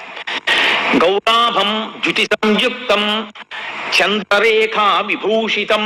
తదియనాటి చంద్రరేఖని కిరీటంలో ధరించిన వాడవై ఉండాలి. సూర్యేణ చిత్రితం మూర్తిని. సూర్యుడు నీ తల మీద గొడుగై ఉండాలి. చంద్రదండ విరాజితం. చంద్రుడు దానికి దండమై ఉండాలి, కర్రై ఉండాలి. గంగా చ యమునా చైవ విధర్తు స్మనుచామరే. గంగా యమున రెండు పక్కల నిలబడి నీకు చామరం వేస్తూ ఉండాలి. అంత గొప్ప స్వరూపంగా పార్వతీ కళ్యాణంలో కనపడావు. మళ్ళీ అంత గొప్ప మంగళ స్వరూపంగా నువ్వు అరుణాచలంలో కూర్చోవాలి. నీ దగ్గర నుంచి వచ్చినటువంటి ఆ పులకుడు పునుగు పిల్లిగా మారినప్పుడు నీకు అలదినటువంటి ఆ పునుగున్నదే, ఆ వాసన చూసినప్పుడు నాకు ఈ కోరిక కలిగింది. కాబట్టి అరుణాచలంలో నువ్వు అంత పరమమంగళ స్వరూపంతో వెలియాలని కోరుకుంది. అందుకే పసిపిల్లల దగ్గర నుండి పెద్దవాళ్ల వరకు అందరికీ అందుబాటులో ఉన్న స్వామి ఇక్కడ. అందరూ ఆ కొండ ఎక్కుతారు, కొండ మీద తిరుగుతారు, కొండ మీద సంతోషంగా గడుపుతారు, ప్రదక్షిణం చేస్తారు. అంత గొప్పగా గడపడానికి అవకాశం ఇచ్చినటువంటి క్షేత్రం. ఆ అగ్ని స్వరూపమే పావకి అని పేరు సుబ్రహ్మణ్యుడికి. అందుకే సుబ్రహ్మణ్యుడికి కూడా ఆలవాలమైనటువంటి క్షేత్రం అరుణాచల క్షేత్రం. శివ శివ. శివ అంటే పార్వతీదేవి, శివ అంటే శివుడు. శివుడు పార్వతుల యొక్క సమాగమ స్వరూపానికి సరి అయినటువంటి నిర్వచనమే సుబ్రహ్మణ్యుడు. ఎర్రగా ఉండేటటువంటి పర్వతం కనుక అరుణాచలమని పేరు. పరమశివుని యొక్క స్వరూపంలోని ఎర్రని రంగు ఉన్నది అని యజుర్వేదం. అసౌయస్తామ్రౌ అరుణవుతవు సుమంగళ అని. అందుకని ఎర్రని వర్ణం ఉన్నటువంటి అరుణాచలేశ్వరుడు వెలిసినటువంటి క్షేత్రం కనుక అరుణాచలం. కాదు, రుణము అంటే అనుబంధము అని. కర్మ సంబంధంగా మనం చేసినటువంటి కర్మల వలన ఒక్కొక్క శరీరంలో ప్రవేశించి ఆ శరీరంలో అనేకమైన అనుబంధములను పెట్టుకుంటాడు. ఆ రుణ అంటే అలా అనుబంధములు, కర్మ సంబంధమైనటువంటి సంబంధములు పెట్టుకోవలసినటువంటి అవసరం లేకుండా జీవుడు జ్ఞానము వలన తాను పరబ్రహ్మమని తెలుసుకొని తత్వమసి మహావాక్యమును ఇక్కడే అనుభవించి కైవల్య ప్రాప్తిని పొందడానికి అనువైనటువంటి స్థితిని అనుగ్రహించగలిగినటువంటి క్షేత్రమునకు అధిదేవత కనుక ఆయనకి అరుణాచలేశ్వరుడని పేరు. ఆ కొండకి అరుణాచలము అని పేరు. ఎందుకని? ఆ దీపం వెలిగించారు అంటే దీపం కంటికి సంకేతం. పరమేశ్వరుడు కన్ను ఇచ్చాడు కాబట్టి నేను ఎక్కడికైనా వెళ్ళగలుగుతున్నాను, పుస్తకం చదవగలుగుతున్నాను, ప్రమాణాన్ని తెలుసుకోగలుగుతున్నాను. అది నన్ను మంచి వైపుకి నడిపించడానికి నాయకత్వం వహిస్తోంది కన్ను. భగవన్మూర్తిని చూసి సంతోషిస్తున్నాను. ఈ కన్ను ఇచ్చినందుకు పరమేశ్వరుడికి కృతజ్ఞతగా దీపం పెడతారు. ఆ కాంతిలో పూజ ప్రారంభం. దేవాలయంలో దీపం అయితే అది గురువు గారు. అందుకే దేవాలయంలో విద్యుత్ కాంతి ఉండదు, విద్యుత్ దీపములు వెలగరాదు. దేవాలయంలో ముఖమంటపము, అర్ధమంటపము, అంతరాలయము అని 3 విభాగం ఉంటుంది ఆగమంలో. ఆ అంతరాలయంలో ఉండేటటువంటి మూర్తి మీద విద్యుత్ దీపం పడుతుండగా చూస్తే అసలు దాన్ని దేవాలయంగా స్వీకరించరు. అది అత్యంత హేయమైన విషయం. దేవాలయము అన్న మాటకు అర్థం ఏమిటంటే లోపల మూర్తి దగ్గర గుత్తి దీపాలు వెలగాలి. అంటే కిందకి దీపాలు తీగతో వెలిగినట్టుగా వెలుగుతాయి. అందులో ఆవు నెయ్యి కానీ నూనె కానీ వేసి ఒత్తి వేసి వెలిగిస్తారు. ఆ దీపాల కాంతులలోనే ఈశ్వర దర్శనం. మీరు ఇప్పటికీ వెంకటాచలం, శ్రీశైలం లాంటి పెద్ద పెద్ద క్షేత్రాల్లో చూడండి, ప్రత్యేకించి ద్రవిడ దేశంలో ఎక్కడ అంతరాలయాల్లో విద్యుత్ దీపాలు ఉండవు. ఆ దీపాల కాంతిలోనే ఈశ్వరుడు కనపడాలి. ఆ దీపం గురువు గారు. మా గురువు గారు అనేటటువంటి ఒక దీపం వెలిగించింది, మాకు వెలుతురిచ్చింది. ఆ దీపం కింద నీడ ఉంటుంది, ఆ దీపం చుట్టూ చీకటి, దీపం మాత్రం అందరికీ వెలుగునిస్తుంది. ఎవడు గురుస్థానంలో కూర్చున్నాడో వాడికి ఎప్పుడూ ఒక వైక్లభ్యం ఉంటుంది. దాన్ని శాస్త్రమే అంగీకరించింది. శారీరకంగా ఆయన యొక్క ఆరోగ్యం, ఆయన తేజస్సు క్షీణించిపోతుంటాయి. ఎందుచేత అంటే సముద్రం అనేటటువంటి శాస్త్రాన్ని తాను ఇమర్చుకోవాలి, నిరంతర పఠనశీలి కావాలి, నిరంతర ధ్యానం చెయ్యాలి, నిరంతరం భగవత్కార్యమునందు మగ్నుడై ఉండాలి, మనసుని పరమ సాత్వికంగా ఉంచుకోవాలి. ఈ ప్రయత్నంలో ఆయన లౌకికమైన వాటికన్నిటికీ దూరంగా జరుగుతాడు. ఆ దూరంగా జరిగిన కారణం చేత చాలా త్వరగా ఆయన శరీరారోగ్యం శిథిలమైపోతుంది. అందుకే ఆ గురువు తన గురించి తాను పట్టించుకునే అవకాశం ఉండదు. శిష్యులు గురువు గారు శరీరం పడిపోకుండా ఉండకూడదని శిష్యులు చూస్తారు. అందుకే ఆ గురువు అనేటటువంటి దీపపు వెలుతురులో పరమేశ్వరుడు కనపడతాడు. ఈశ్వరానుగ్రహము చేత గురువు కాదు, గురువు లేని నాడు ఈశ్వరుడు కనపడడు. అందుకే ఆ గురువే ఆ దీపం. అంతరాలయంలో వెలుగుతున్నటువంటి దీపాన్ని చూసి ముందు మా గురువు గారు ఆయనే అంతరాలయంలో ఈశ్వర సన్నిధానంలో దీపమై వెలుగుతున్నారు. అందుకే భాగవతంలో కృష్ణ పరమాత్మని మించిన గురువు లేడు. జగద్గురు అన్న గొప్ప మాట ఆయనకి అన్వయమైంది. అందుకే కృష్ణం వందే జగద్గురుం అంటాం. అటువంటి కృష్ణ పరమాత్మ కూడా పాఠం నేర్చుకున్నాడు. ఎవరి దగ్గర? ఆయన పేరు కూడా దీపమే. ఆ గురువు గారి పేరు సాందీపని. దీపింపచేయువాడు, ప్రకాశింపచేయువాడు. చీకట్లో ఉండిపోయిన వాడికి ఏది తెలుసుకోవాలో అది తెలుసుకునేటట్టు చెప్పి దాన్ని చూడగలిగిన ప్రజ్ఞ ఇవ్వగలిగిన వాడు. అందుకని సాందీపని మహర్షి దగ్గర నేర్చుకున్నాడు. కృష్ణుడు తన గురువు గురించి మాట్లాడుతూ అజ్ఞాన తిమిర ప్రదీపమగుచు అవ్యయంబగు బ్రహ్మంబుననుభవించి భరిత సత్వుండు. అక్కడ అకళంక భక్తుడనఘ అంటాడు ఆయన. మహానుభావుడు సాందీపని మహర్షి ఎటువంటి వాడు అంటే అజ్ఞాన తిమిర ప్రదీపమగుచ్చు. ఆయన అజ్ఞానమనేటటువంటి చీకటిని పోగొట్టగలిగినటువంటి దీపం ఎటువంటిదో అటువంటి దీపము వంటి వాడు నా గురువు అంటాడు. అవ్యయంబగు బ్రహ్మంబుననుభవించి భరిత సత్వుండు నిష్కర్మ కర్ముడతడు. ఆయన అపారమైనటువంటి సత్వగుణంతో ప్రకాశించేటటువంటి వాడు నా గురువు అంటాడు కృష్ణ భగవానుడంతటి వాడు గురువు పేరు చెప్తే. కాబట్టి గురువు గారు దీపం, ఈశ్వరుడు దీపం, ఇంట్లో దీపం. ఆఖరికి ప్రాణోత్క్రమణం అయిపోతే ఇక ఆ శరీరం పరమ అమంగళకరం. అది ఎక్కడ ఉండడానికి వీల్లేదు. కనీసం అది ఉన్నంతసేపు దానిలోని జ్యోతి పోయింది కనుక దాని తలకట్టున ఒక జ్యోతి పెట్టి దాని మీద పసుపు కుంకుమ అక్షతా పువ్వు వెయ్యరు. ఆ దీపమే ఆయన ఆత్మని అందులోకి ఆవాహన చేసి ఉంచుతారు. ఉంచి ఆ శరీరం వెళ్ళిపోయింది అంటే దీపాన్ని పక్కకి తీసేస్తారు. ఆఖరికి అక్కడి నుంచి తిరిగి వచ్చాక కూడా దీపదర్శనమే.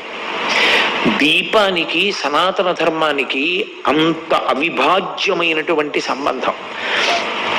దీపమే సమస్తం. అసలు ఒక ఇల్లు అన్నదానికి అర్థం ఏమిటి అంటే దీపం పెట్టడానికి మనిషి ఉన్నాడా అని అడుగుతారు. ఒకడు ఇల్లు కట్టుకున్నాడు, చాలా దూరంలో కట్టాడు ఊరికి. ఆయనే ఎదురు 100 రూపాయలు ఇచ్చి ఎవరినో ఇంట్లో ఉండమన్నాడు. ఎందుకు ఉండమన్నాడో తెలుసా? ఇంట్లో దీపం పెట్టేవాడు ఉంటాడు కదండి, అందుకు ఉండమన్నానంటాడు. ఇంట్లో దీపం పెట్టేవాడి కోసం డబ్బిచ్చి ఇల్లు ఇచ్చేవాళ్ళు ఉన్నారు.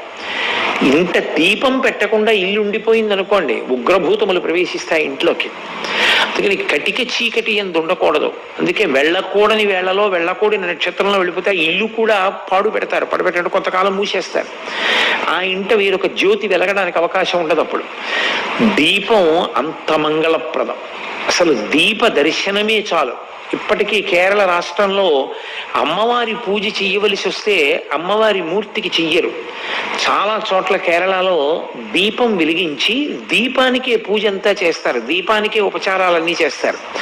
దీపమే పరదేవత అంటారు వాళ్ళు. కాబట్టి దీపానికి అంత ప్రాముఖ్యత.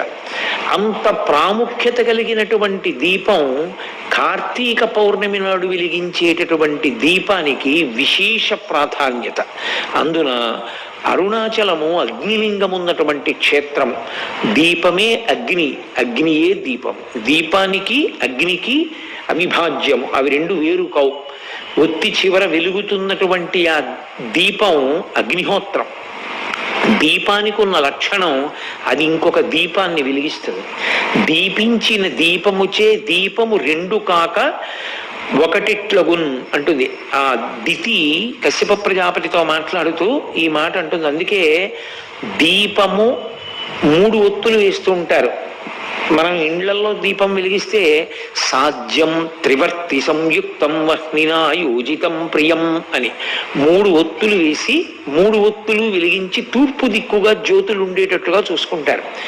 ఇల్లు అభివృద్ధిలోకి రావాలి అనుకున్న వాళ్ళు, ఇల్లు సుఖ సంతోషాలతో ఉండాలనుకున్న వాళ్ళు, అలాగే వ్యాపార సంస్థలు జయప్రదంగా ఉండాలనుకున్న వాళ్ళ చోట్ల దీపాన్ని 3 ఒత్తులతో వెలిగించి ఆ 3 జ్యోతులు తూర్పు ముఖంగా వెలగాలి. తూర్పు ముఖంగా వెలుగుతున్నాయి అంటే అభ్యున్నతిని కోరుకుంటున్నాడు అని గుర్తు. తాను తూర్పుని చూస్తాడు. 3 ఒత్తుల యొక్క జ్యోతులు తూర్పుకి వెలుగుతూ ఉంటాయి. ఆ వెలుగుతున్నటువంటి ఆ దీపం ఉన్నదే అది సమస్త అభ్యున్నతికి కారణం. కొండ మీద ఈశ్వరుడు ఉండేటటువంటి ఏకైక ధర్మము సనాతన ధర్మము. అది ఎవడో వెళ్ళి పెట్టింది కాదు. పరమేశ్వరుడు తనంత తాను స్వయంభువు కొండల మీద. అందుకే శేషాచల పర్వతం మీద, సింహాచల పర్వతం మీద, శ్రీశైల పర్వతం మీద ఆయన కొండ మీద ఉంటుంటాడు. ఏమిటి ఆయనకి ఆ సరదా? కొండ మీద ఉండడం ఆయన సరదా కోసం కాదు. ఉత్ అని ఒక మాట దాన్ని సంస్కృతంలో ఎక్కువగా వాడుతుంటారు. ఉత్సవము అంటే ఉత్. ఉత్ అంటే తల ఇలా పైకెత్తుట. ఒక్క మనుష్యుడే భూమికి అడ్డంగా పుట్టి నిలువుగా పెరుగుతాడు. పైన ఉన్న కొండ మీద ఉన్న పరమేశ్వరుణ్ణి ఇలా తలెత్తి చూసి కొండ మీద ఉన్న ఈశ్వరుణ్ణి చేరడానికి నువ్వు పైకి ఎక్కాలి. అలాగే జీవితంలో ఊర్ధ్వముఖ చలనం చేసి పరమేశ్వరుణ్ణి చేరుకోవాలి.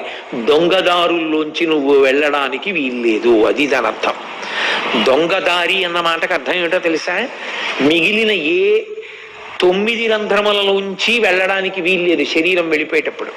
2 కళ్ళు, 2 ముక్కులు, 2 చెవులు, 6 నోరు, 7 మలద్వారం, 8 మూత్రద్వారము, 9 సరే అసంఖ్యాకములైనటువంటి స్వేదరంధ్రములు, వీటిలోంచి బయటికి వెళ్ళడానికి వీలు లేదు సుమా. ఒకే ఒక్క తలుపుంది, నిర్గమద్వారం, బ్రహ్మరంధ్రం. అందుకే ఇక్కడ శిఖ ఉంటుంది. ఆ బ్రహ్మరంధ్రం పగిలి అందులోంచి నిర్గమించాలి. అందులోంచి నిర్గమించాడు అంటే ఇక రాడు అని గుర్తు, ఇక శరీరాన్ని పుచ్చుకోడు. దొంగదారిలోంచి వెళ్ళవద్దు. దీపం కొండెక్కిపోయింది అంటే బ్రహ్మరంధ్ర భేదనం చేసుకుని నీలో ఉన్న జ్యోతి కూడా అలాగే కొండెక్కి ఈశ్వరుని యందు కలిసిపోవాలి తప్ప దొంగదారిలో కిందకెళ్ళవద్దు, రాజమార్గంలో పైకి వెళ్ళు. అందుకే దేవాలయంలోకి వెళితే అంతరాలయానికి బయటికి వెళ్ళిపోయే ద్వారం ఉండకూడదు. ఆగమంలో మీరు చూడండి, అంతరాలయం ఉందనుకోండి, అంతరాలయానికి వెనక గోడకి తలుపు ఉండదు.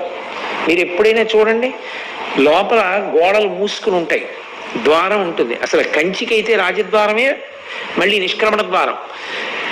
లోపలికి వెళ్ళి మీరు ఈశ్వరుణ్ణి దాటి ఒక్క అడుగు వేసి ద్వారంలోంచి బయటికి వెళ్ళే అవకాశం ఉండకూడదు. అలా ఉందనుకోండి, అది శాస్త్ర విరుద్ధం, అది కాదు జీవిత ప్రయోజనం. ఈశ్వరుణ్ణి దాటి తలుపు తీసుకుని వెళ్ళడానికి నీకేం లేదు ఇంకా జీవితంలో. ఈశ్వరుడే చివరి హద్దు, అంతే. అందుకే అక్కడికి వెళ్ళి చూసి వెనక్కి వస్తాడు. వెనక్కి వచ్చి పృష్ఠభాగం చూపించకుండా వెనక్కి వచ్చి బయట కూర్చోవాలి, కూర్చుని ధ్యానం చెయ్యాలి. తనేం చూశాడో దాని మీద మనసు మగ్నం చెయ్యాలి. అంటే జీవితంలో చిట్ట చివరి ప్రయోజనం ఆ ఈశ్వరుని యందు ఐక్యం అయిపోవడమే తప్ప దాటడానికి లేదు. దాటి వెళ్ళిపోవడానికి ఇంకొకటి లేదు, ఈశ్వరుణ్ణి దాటి వెళ్ళడానికి ఇంకొకటి లేదు నీకు జీవితంలో. ఈశ్వరుణ్ణి దాటి వెళ్ళిపోయి ఇంకొక చోటకి వెళ్ళడానికి నీకు మార్గము లేదు. అదే అంతిమం, అదే మనుష్య జీవిత ప్రయోజనం. అందుకే అంతరాలయాల వెనక గోడకి ఇక తలుపు ఉండదు ఆగమంలో. ఋషులు ఏదైనా ఆలోచించి నిర్ణయం చేస్తే అంత జాగ్రత్తగా నిర్ణయం చేశారు. దేవాలయ వ్యవస్థ దేని కొరకు వచ్చింది అంటే మనిషి జీవితాన్ని ఎలా బ్రతకాలో ఆలయం నేర్పుతుంది. అందుకే ఆలయం ఎలా ఉంటుందో మనుష్యుడు ఎలా ఉంటాడు, మనుష్యుడు ఎలా ఉంటాడో ఆలయం అలా ఉంటుంది. మనిషికి తల ఎలా ఉంటుందో దేవాలయానికి ఉండేటటువంటి పైన రాజగోపురం అలా ఉంటుంది. దానికి కలశలు ఉంటాయి, కుంభాభిషేకం అలా ఉంటుంది, లోపల మూర్తి ఉంటుంది, ఇక్కడ ఈశ్వరుడు ఉంటాడు. అందుకే దేహో దేవాలయ ప్రోక్త జీవో దేవ సనాతన. దేవాలయము మనుష్య శరీరము ఒక్కలాగే నిర్మాణం చేయబడి ఉంటాయి. రెండిటి ఆకలి ఒక్కలాగే ఉంటుంది. ఆకలి ఇక్కడ వేస్తుంది, లోపలికి పడేస్తారు. పరమేశ్వరుడికి ఆకలి ఉంటుంది ప్రాణప్రతిష్ఠ చేస్తే. నువ్వు ఎంత జాగ్రత్తగా అన్నం తింటావో ఈశ్వరుడికి అంత శౌచంతో నైవేద్యం పెట్టాలి. దాని వలనే ఆ మూర్తి వైభవం నిలబడుతుంది. కాబట్టి ఆగమం అంత జాగ్రత్తగా ఋషులు చెప్పడానికి కారణం అదే. పూజ ప్రారంభం దీపంతో, పూజ పూర్తి నీరాజనంతో. నీరాజనం కూడా జ్యోతే, కానీ తెల్లని కర్పూర కళిక వెలిగిస్తాం. అది చాలా తొందరగా ఘనం నుంచి ద్రవమై, ద్రవం నుంచి వాయురూపాన్ని పొందేస్తుంది, అమిత వేగంతో పొందుతుంది. మీరు ఎప్పుడైనా నీరాజనం వెలిగించినప్పుడు చూడండి, అది కొద్దిగా నీరు కింద మారిపోతుంటుంది. అందులో ఆఖరణ వెలిగేటప్పుడు చూస్తే ఇక కర్పూర కళిక కనపడదు, దాని బదులు కొద్దిగా నీరులో ఉంటుంది, అదే వెలుగుతుంది. వెలిగి చాలా తొందరగా వెలిగి పొగ రూపంలో ఆవిరైపోయి అంతర్ధానం అవుతుంది. నేను ఉపాసనలో భగవంతుడి నుంచి విడివడి జీవుడిగా తిరుగుతున్నాను. నేను చాలా వేగంగా ఈ కర్పూర కళిక పరమేశ్వరుని యందు ఎలా ఘనము నుండి ద్రవము నుండి వాయువు అయిపోయిందో అలా నేను ఈశ్వరానుగ్రహంతో ఈశ్వరుని యందు అలా తొందరగా కలిసిపోయే అవకాశం నాకు కలగాలి, అజ్ఞానము నాకు కలగాలి అని కోరుకోవడమే నీరాజనం. అందుకే దీపం వెలిగించినప్పుడు పూజ ప్రారంభం, నీరాజనం వెలిగిస్తే మంత్రం తిరగబడిపోతుంది. దీపం వెలిగించి పూజ మొదలు పెడితే ధర్మార్థ కామ మోక్ష చతుర్విధ పురుషార్థ ఫల సిద్ధ్యర్థం అంటూ పూజ నేను చేస్తున్నాను, ఈ ప్రయోజనానికి చేస్తున్నాను. నీరాజనం దగ్గరికి వస్తే ఉమాకాంతాయ కాంతాయ కామితార్థ ప్రదాయిని శ్రీగిరీశాయ దేవాయ మలినాథాయ మంగళం, ఈశ్వరుడికి మంగళం అవుగాక. మరి అదేంటి ఈశ్వరుడికి మంగళం అవ్వాలని చెప్పడం ఏంటి? నీకు మంగళం అవ్వాలని చెప్తావా, ఈశ్వరుడికి మంగళం అవ్వాలని చెప్తావా? ప్రేమ పొంగి పొర్లిపోతే భక్తికి చిట్ట చివర నీ లోపల ఉన్న ప్రేమ జ్యోతి వెలిగిపోతే అది నీరాజన రూపంలో ఇచ్చి మంత్రాన్ని తిరగేసి పాడతారు నీరాజనాన్ని. అది మంగళహారతి. అందుకే జీవితం అంతా దీపమే. అసలు దీపము లేని ఇల్లు, దీపం కుడిగట్టిందండి అంటారు, కుడిగట్టేసింది ఆ దీపం అంటారు, ఓ మిణుకు మిణుకుమంటోంది. సంకేతంతో అలాగే మాట్లాడతారు, ఎదురు చూస్తోంది, నిధనం అయిపోతోంది. శరీరం శుష్కించిపోయి మళ్ళీ ఇక వెళ్ళిపోయే సమయం ఆసన్నమైన అవే మాటలు. ఆ ఇంటి దీపం నేను ఎందుకు అనాలి అమంగళకరమైన మాట అని పూర్తి చేస్తారు. కాబట్టి అంత దగ్గరి సంబంధం సనాతన ధర్మంలో. అసలు దీపం అంత దగ్గరగా పరమేశ్వరుణ్ణి తీసుకొచ్చే వస్తువు వేరొకటి లేనే లేదు. గురువుని చెప్పండి దీపమే, ఈశ్వరుణ్ణి చెప్పండి దీపమే, ఈ రెండు దీపంతో చెప్తారు. అటువంటి దీపం ఇంట లేకుండా ఉండకూడదు. అందుకే కార్తీక పౌర్ణమి నాడు గుత్తి దీపాలు వెలిగిస్తారు. ఒత్తులన్నీ కలిపి కట్టకట్టి ఆవునీతిలో ముంచి వెలిగిస్తారు. నేను ఇంట్లో దీపం పెట్టనటువంటి పాపం ఏదైనా ఉంటే అది పోవుగాక. ఇన్ని ఒత్తులు వెలిగించాను కాబట్టి అన్ని రోజులు మా ఇంట్లో దీపం వెలిగినట్లు, ఇల్లు శోభస్కరంగా ఉంది అని గుర్తు. కార్తీక దీపం అరుణాచల క్షేత్రమనందు మిక్కిలి ప్రసిద్ధి. అక్కడ కార్తీక దీపం వెలిగించడం అంటే 16 రోజుల పండుగ. 16 రోజులు చేస్తారు ఆ పండగని. మీరు ఎప్పుడో ఒకటి గుర్తుపెట్టుకోండి, 16 అంకెకి సనాతన ధర్మంలో విశేషమైనటువంటి ప్రాధాన్యత.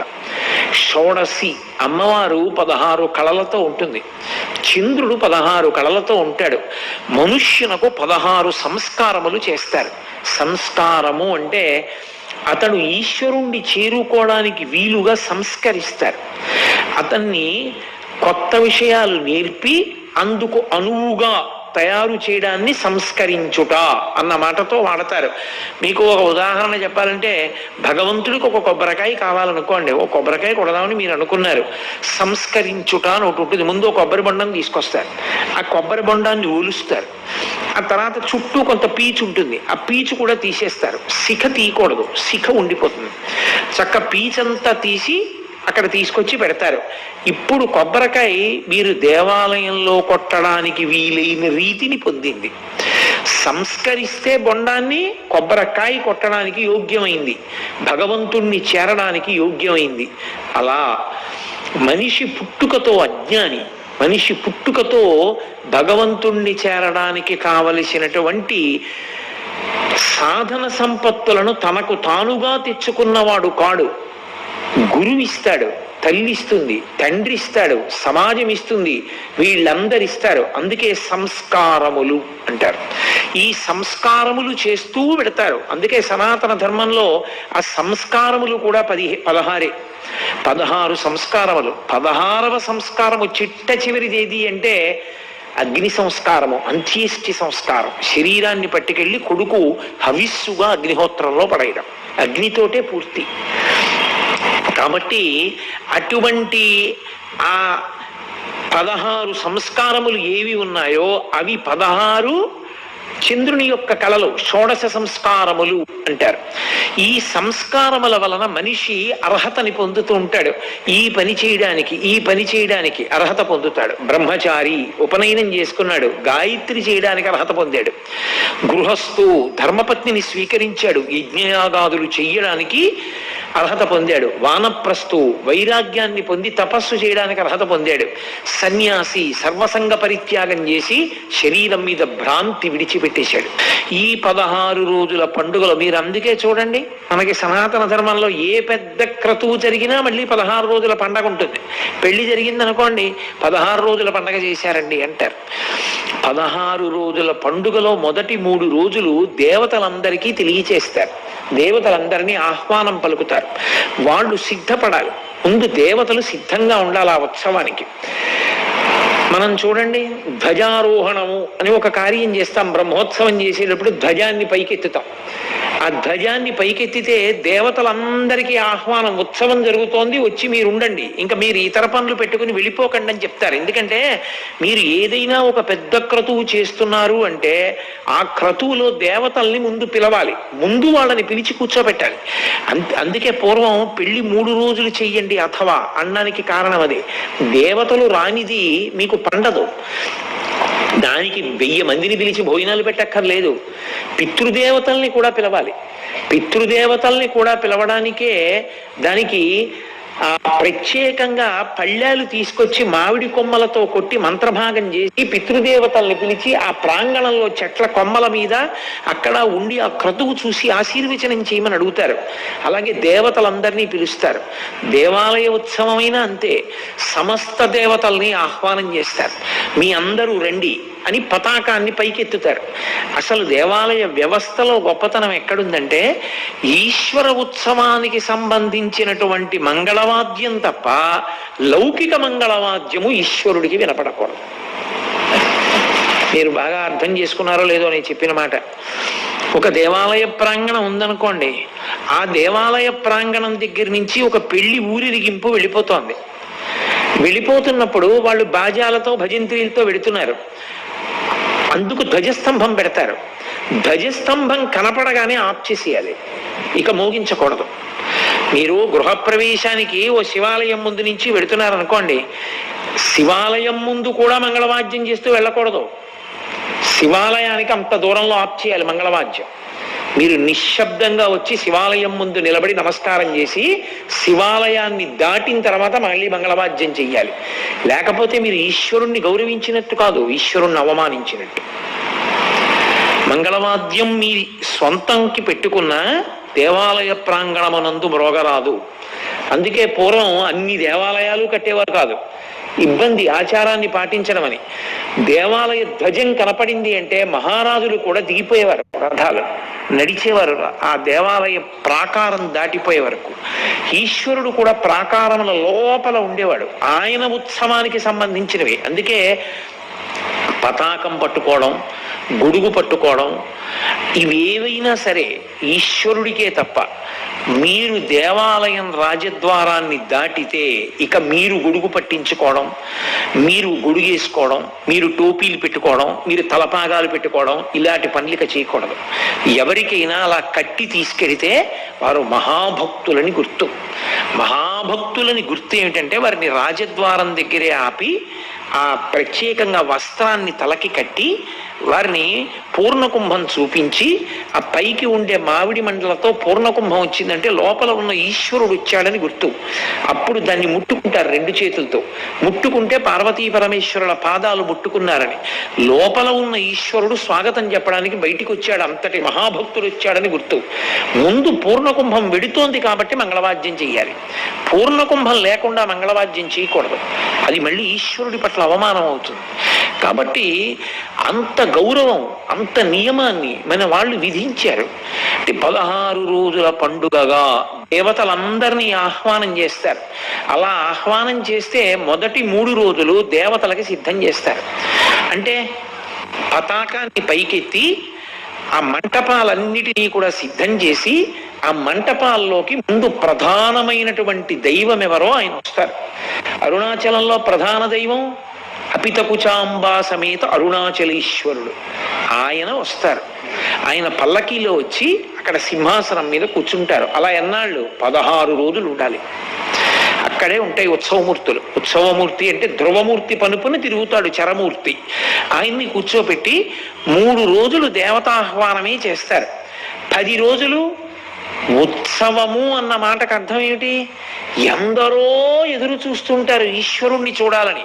ఇంతమంది ఆలయంలోకి వెళ్ళి చూడగలిగారో చూడలేకపోయారో ఒకెత్తు, భక్తులు ఈశ్వరుణ్ణి చూడాలని ఎలా తాపత్రయపడతారో, అరే రేనా ఉత్సవం అని ఇంతమంది పిల్లలు వచ్చారు, ఇన్ని లక్షల మంది పిల్లలు వచ్చారు, వీళ్ళందరినీ నేను చూడొద్దు అని ఈశ్వరుడికి తాపత్రయం ఉంటుంది. తిరువణ్ణామలై అసలు ఎక్కడ అంగుళం కూడా ఖాళీ ఉండదు అంటారు. కొన్ని లక్షల మంది జనంతో నిండిపోతుంది. ఇన్ని లక్షల మంది ఎదురు చూస్తుంటారు ఆ జ్యోతి వెలగడానికి. కొంతమంది ఔత్సాహికులు ఆ జ్యోతిని వెలిగించడానికి పెద్ద పాత్ర ఆవు నెయ్యి పోసి ఒత్తి వేసి తీసుకెడుతుంటే దాంతో పాటే పెడతారు పైకి. ఇంతమంది భక్తులు ఇచ్చినటువంటి కర్పూరాన్ని ఆ ఒత్తికి అలదుతారు. అలది చీకటి పడిన తర్వాత వెలిగిస్తారు. అది ఇలా వెలుగు కనపడగానే ఒక్కసారి అరుణాచలం అంతా మారుమోగిపోతుంది. అరుణాచల శివ అరుణాచల శివ అరుణాచల శివ అరుణాచల అని ప్రత్యేకంగా అదే పలుకుతారు. ఆ 4 నామాలు పలుకుతారు. అరుణాచల శివ అరుణాచల శివ అరుణాచల శివ అరుణాచల అని. ఆ నామం ప్రతిధ్వనించిపోతుంది, దిక్కులు మారుమోగిపోతాయి ఆ నామంతో. అప్పుడు అక్కడ జ్యోతి వెలిగించగానే ఇంటింటా జ్యోతులు ఇస్తారు. ప్రతి ఇంట ఇన్ని జ్యోతులతో అసలు మీరు ఆ అరుణాచల క్షేత్రాన్ని చూస్తే ఎక్కడ చూసినా జ్యోతులే.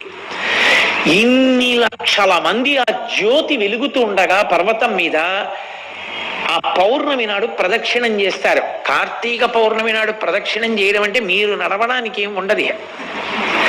మీరు అంగుళం ఖాళీ వస్తే కాలు కదుపుతూ వెడుతూ ఉండడమే, అంతే. అలా తిరుగుతారు.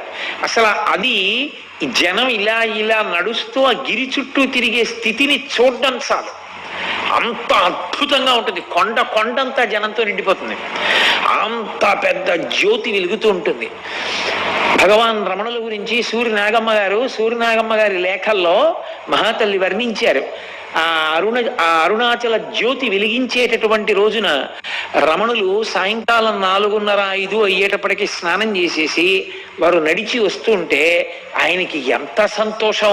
కార్తీక పౌర్ణమి వచ్చిందంటే ఆయన నడిచి వస్తున్న పరమశివుళ్ళ ఉండేవారు. ఆయన నడిచి వస్తుంటే అక్కడ సోఫా వేసేవారు, పట్టె మంచం లాంటిది. దాని మీద వచ్చి కూర్చునేవారు. భక్తులందరూ గిన్నెల్లోనూ పళ్ళు పదార్థాలు అన్నీ తీసుకొచ్చి చుట్టూ పెట్టేవారు. బ్రాహ్మణులందరూ కూడా పక్కన నించుని ఉండేవారు. ఆ కొండ మీద అరుణాచల జ్యోతి వెలిగేది. రమణాశ్రమం వెనక గేట్లోంచి స్కందాశ్రమానికి వెళ్ళొచ్చు పైన. ఆ గేటుకి యువత భగవాన్ రమణులు పడుకునేవారు. చుట్టూ అందరూ కూర్చునేవారు.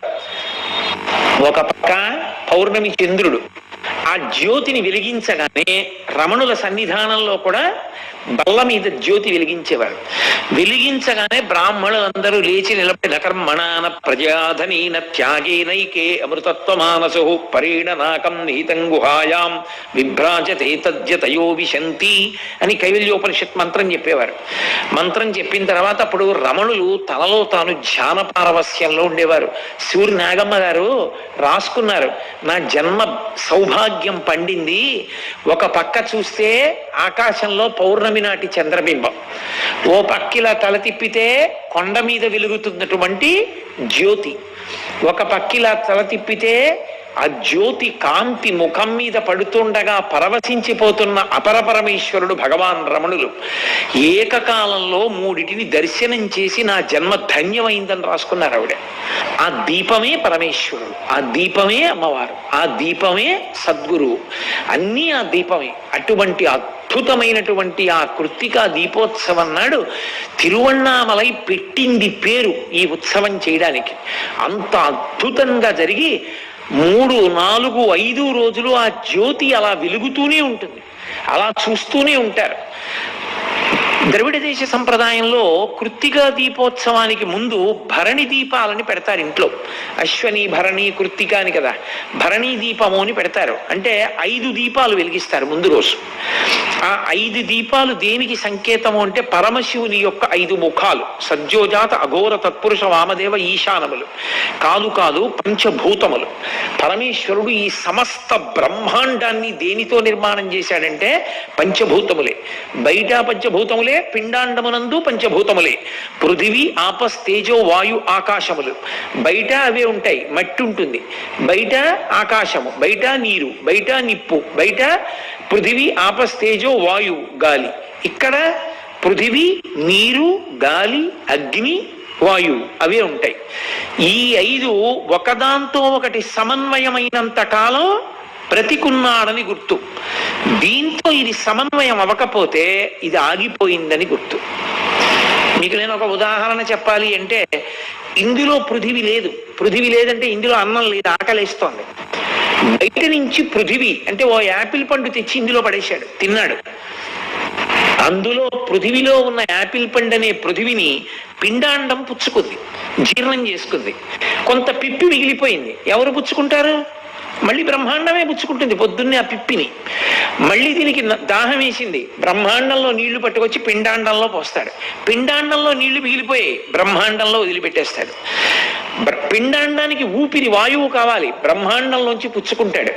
మలినమైన వాయువు వదిలిపెట్టాలి, బ్రహ్మాండం పుచ్చుకుంటుంది. ఈ బ్రహ్మాండ పిండాండ సమన్వయమునకు జీవితం అని పేరు. బ్రహ్మాండంతో పిండాండం సమన్వయం అవ్వలేదనుకోండి, ఇది పుచ్చుకోవట్లేదు పృథివీ, నాకు అక్కర్లేదంటోంది, ఆకలి లేదు, ఏమీ అడగట్లేదు, తెచ్చి పెట్టారనుకోండి కక్కేస్తోంది, పుచ్చుకోదు. ఊపిరి బయట నుంచి ఊపిరిని లోపలికి తీసుకోవట్లేదు, లోపల ఊపిరిని బయటికి వదిలిపెట్టట్లేదు. బయట నీరు లోపల పోసుకోవట్లేదు, లోపల నీరు బయటికి విడిచిపెట్టట్లేదు, ఆగిపోయిందని గుర్తు. ఇప్పుడు ఇక పిండాండము బ్రహ్మాండముతో సమన్వయం కాకపోతే ఇక ఇది సమన్వయం కాదు, కాబట్టి ఇక ఇది ఉండడానికి వీలు లేదని ఈ పిండాండాన్ని బ్రహ్మాండంలోకి కొడుకు కలిపేస్తాడు అగ్నికార్యం ద్వారా.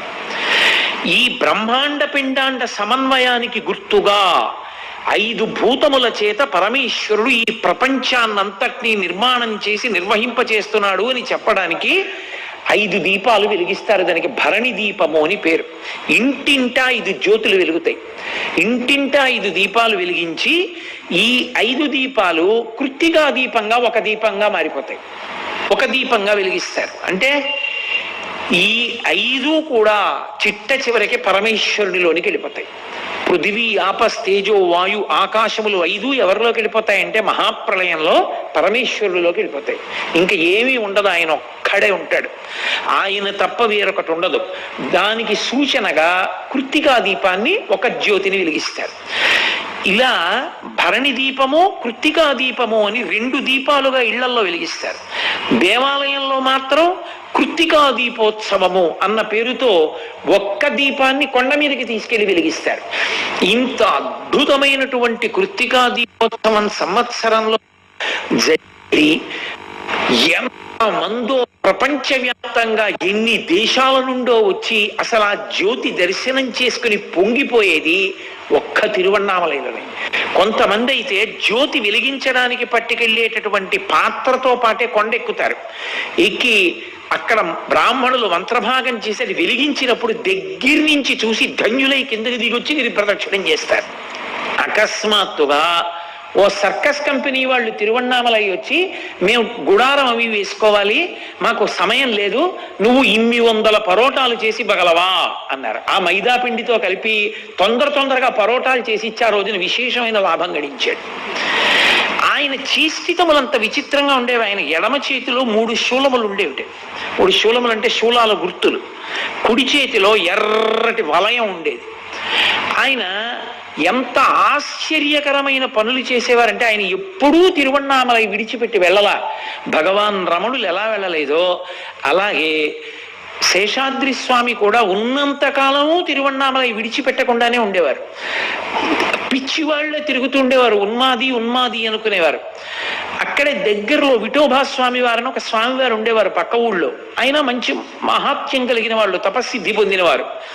ఒక రోజున నడిచి వెళ్ళిపోతున్నటువంటి శేషాద్రి స్వామి ఆకాశం వంక చూసి, అడిగో విఠోబా వెళ్ళిపోతున్నాడు అని అరిచారు. ఎవరికి అర్థం కాలేదు, ఏమిటి విఠోబా వెళ్ళిపోతున్నాడు అని అరుస్తున్నారు ఏమిటి అనుకున్నారు. ఆయన అరిచి అన్నారు, విఠోబా వెళ్ళిపోతున్నాడు దేవతల దగ్గరికి అన్నారు. కాసేపటికి పక్క ఊరి నుంచి వార్త వచ్చింది, విఠోబా స్వామి శరీరాన్ని విడిచిపెట్టేశారు. ఆయన ఆకాశం వంక చూసి పిలుస్తుండేవారు, దేవతలు వెడుతున్నారు, అదిగో యక్షులు వెడుతున్నారు, అదిగో కొంతమంది శరీరం విడిచిపెట్టి వెళ్ళిపోతున్నారని పేర్లు పెట్టి పిలుస్తుండేవారు. అంతటి మహితాత్ముడు, పుట్టుక చేత యోగి, మహానుభావుడు, కారణజన్ముడు, కామాక్షి పరదేవత అనుగ్రహంతో పుట్టి అరుణాచల పర్వతం చేత ఆకర్షింపబడ్డారు ఆయన.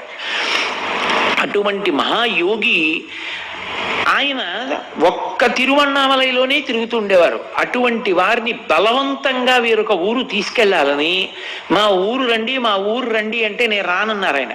ఆయన్ని బలవంతంగా పట్టుకుని ఒక రైలు ఎక్కించి తీసుకెళ్లిపోతున్నారు. ఆ రైలు వేగం అందుకుని తిరువన్నామలై సరిహద్దుల దగ్గరికి వెడుతోంది. ఆయన రైల్లోంచి దూకేశారు. కాళ్ళు చేతులు అన్ని దెబ్బలు తగిలాయి. అదే సమయంలో వేరొక రైలు కూడా వచ్చింది. 2 రైళ్లు ఆగాయి.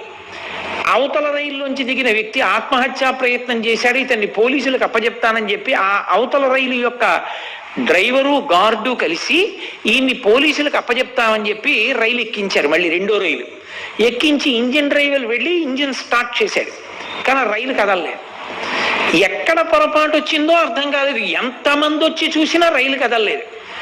వాళ్ళకి అనుమానం వచ్చి ఈ ఊరు వదిలిపెట్టనంటున్న ఈ మనం రైలు ఎక్కించాం, అందుకు వెళ్ళటం లేదా అని, అయ్యా మీరు రైలు దిగి ఊళ్ళోకి వెళ్ళిపోండి అన్నారు. వెంటనే శేషాద్రి స్వామి రైలు దిగిపోయి రైలు పెట్ల మీద ఇలా కొట్టి పరిగెత్తండి అన్నారు. అంతే, రైలు బయలుదేరిపోయింది.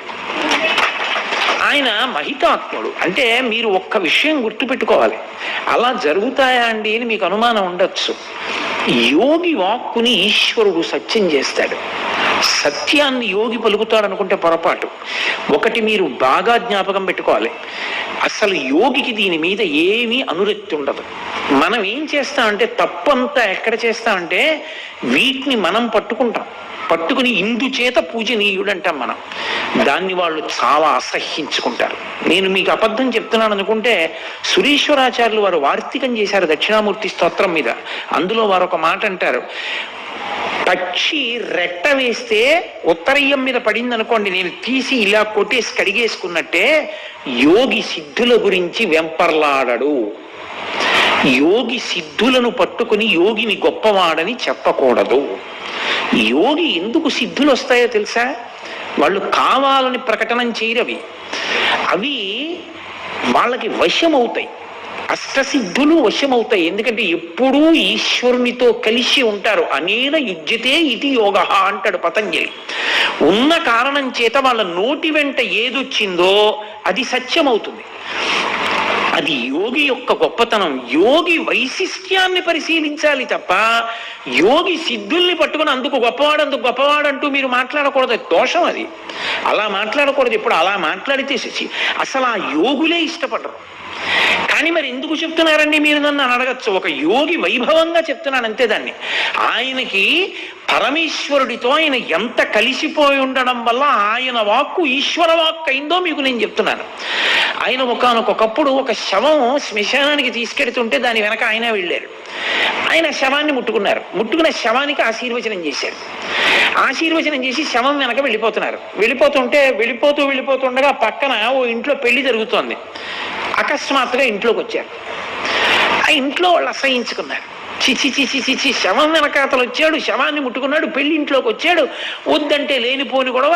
యోగి గబుక్కుని ఏమంటాడో, ఏమంటే ఏమవుతుందో, ఎందుకు వచ్చిన గొడవని. కానీ ఎవరికి ఇష్టం లేదు ఆయన రావడం. చికాగ్గా చూస్తున్నారు. ఆయన తిన్నగా లోపలికి వచ్చేసి వంటింట్లోకి వెళ్ళారు. బోలెడంత సాంబారు వండి తయారు చేశారు సిద్ధంగా. అకస్మాత్తుగా వెళ్ళి అక్కడ ఉన్న వంట వాళ్ళని తప్పుకోమని 2 చేతులతోటి ఆ మరుగుతున్న సాంబార్ని కింద దోహించారు. ఆ కింద పడిపోయి ఆ సాంబార్ అంతా ఒలికిపోయింది. దూర్తుడు ఇలాగే ప్రవర్తిస్తాడు, అర్థం లేను, యోగి అంటాడు, ఏమన్నా అంటేను, నోటితో ఏమంటాడో ఏమవుతుందో అని భయం అని పెళ్లి వాళ్ళందరూ తిట్టుకున్నారు. అందులో అటువైపు సాంబారే కదూ మొదట వడ్డించాలి, ఆ సాంబారే కింద పడిపోతే బాధ కదూ వాళ్ళకి. అదేమో అనుకున్నారు. ఆ మిగిలిపోయిన సాంబార్లోంచి చచ్చిపోయినటువంటి నాగుపాము బయటపడింది. ఎవ్వరికీ తెలియదు. అందులో ఒక నాగుపాము పడి చచ్చిపోయింది, ఉడికిపోయి. ఆయన వచ్చి ఆ పాత్ర తోసేశారు కాబట్టి ఇన్ని 100 మంది బతికారు. లేకపోతే వీళ్ళందరూ కూడా వెళ్ళిపోవలసింది. ఆ వెళ్ళిపోయిన వాడు ఇంతమందిని తీసుకెళ్లకుండా ఆయన పెళ్లి మంటపంలోకి వచ్చి సాంబారు పాత్ర తోశారు. నేను 1, 2, 3 అని చెప్పడం కుదరదు. శేషాద్రి స్వామి వారి యొక్క మహాత్మ్యం అంటే యోగి పొంగవుడుగా మహానుభావుడు అంతటి స్థితిని పొందారు. ఆయన మీద అక్కసుతో ఆయనకి ఏమి భేదాలు లేవు. మహమ్మదీయులు, దళితులు అందరూ ఆయన చుట్టూ కూర్చునేవారు. ఎవరు పెట్టిన అన్నం ఆయన తినేది లేదు. 2 మెతుకులు నోట్లో వేసుకునేవారు, అందరికీ పెట్టేస్తుండారు. అసలు ఆయన అలా ఏమీ తినకుండా ఎలా బతికారో, నిద్రపోకుండా అన్ని సంవత్సరాలు ఎలా ఉన్నారో ఎవరికి అర్థమయ్యేది కాదు. ఒక దళిత స్త్రీ చేరదీసి ఆయనకు అప్పుడప్పుడు అన్నం పెడుతుండేది. ఆయన తిన్నది లేదు, నోట్లో పిడత వేసుకొని అందరికీ పెట్టి వెళ్ళిపోతుండేవారు. ఆయన మీద అక్కసుతో ఒక వ్యక్తి మాంసాహారాన్ని పొట్లంలో పెట్టి కట్టి ఆవిడికి పంపించి, మీ ఇంటికి వస్తాడుగా శేషాద్రి స్వామికి ఇమ్మన్నాడు. ఆవిడ తెలియక పొట్లం ఇచ్చింది. ఇచ్చి తినండి అంది. ఆయన ఏం చేశారంటే ఆ పొట్లాన్ని పట్టుకుని పెద్ద నవ్వు నవ్వి, శేషాద్రి స్వామి నవ్వడం మొదలు పెడితే గంట ఆపకుండా నవ్వేవారు. ఎందుకని అంటే లోకం యొక్క పోకడ చూసి నవ్వు వచ్చేది. ఏమిట్రా వీళ్ళ అమాయకత్వం అని. మనం పిచ్చాడనుకుంటాం మనం. ఆయన పొట్లాన్ని పట్టుకుని ఒకసారి ఇలా తిప్పి వాడికే పంపించు అన్నారు. ఆయన దారం కూడా విప్పలేదు, ఇలా అని అతనికి ఇచ్చేసేయి అన్నారు. ఏమో ప్రసాదమో ఎందుకు ఇమ్మన్నారో ఆవిడ మళ్ళీ ఆయనకి పంపించింది. తినలేదా అన్నాడు ఆయన. తినలేదు, పొట్లం కూడా విప్పలేదు, ఇలా తడివి నీకు ఇచ్చేయమన్నారు అంది. విప్పి చూశాడు, లోపలంతా కూరలు ఉన్నాయి, మాంసం అంతా పోయి కూరలు అయిపోయాయి. అంటే నన్నేదో మాంసం పెట్టి పాడు చేయగలను అనుకున్నావు, నా సంకల్పం చేత కూరలు చేసి పంపించాను చూసుకోవాలి.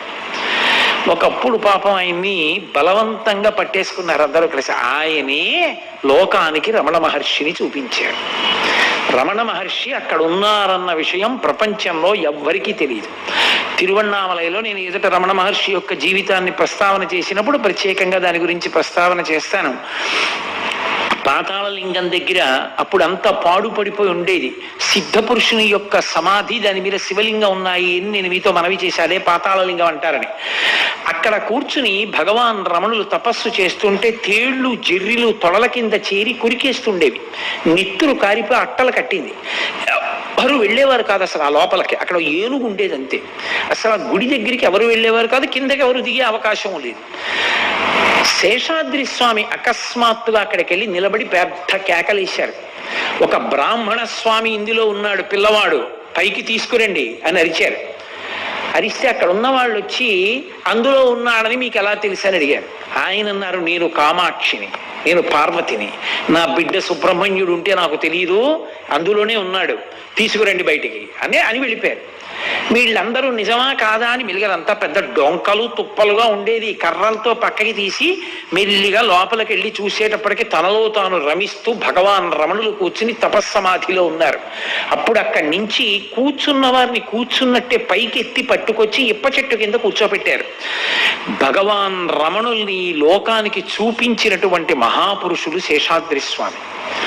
అటువంటి శేషాద్రి స్వామిని ఊరి ప్రజలందరూ భక్తి ఎక్కువైపోయి బలవంతంగా పట్టుకుని ఆయనకి అభిషేకాలు అన్న పేరుతో నూతులు ఎండిపోయేలా నీళ్లు 2 రోజుల పాటు పోశారు. ఆయన అన్నారు, నాకు చలి జ్వరం వస్తుంది అన్నారు. ఎవరు వినలేదు, మీకేం రాదని పోసేశాడు. నిజంగానే ఆయనకి చలి జ్వరం వచ్చేసి ఆ తర్వాత ఆయన శరీరాన్ని విడిచిపెట్టేశారు. మర్నాడు విడిచిపెట్టి బ్రహ్మీభూతులైపోయారు, పరమేశ్వరుని యందు ఐక్యం అయిపోయారు. శేషాద్రి స్వామి గురించి నేను ఎంత చెప్పినా తక్కువే.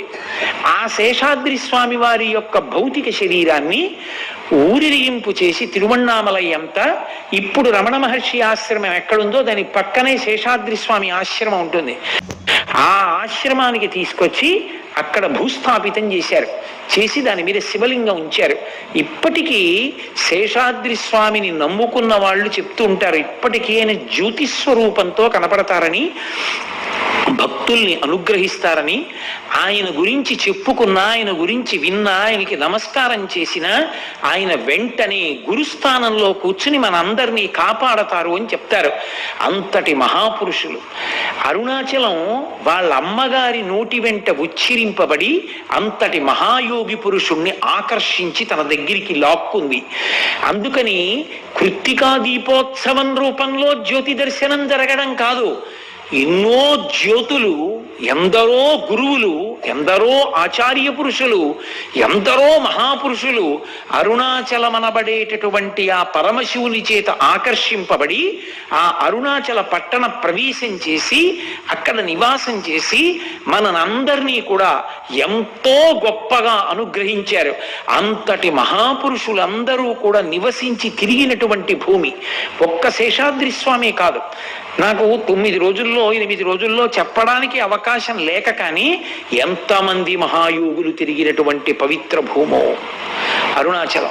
అటువంటి పవిత్ర భూమిలో ప్రదక్షిణం చెయ్యడం, అటువంటి చోట అరుణాచలేశ్వరుణ్ణి దర్శనం చేయడం, అటువంటి సిద్ధ పురుషులు జ్యోతిస్వరూపాలుగా ఉంటారు అని.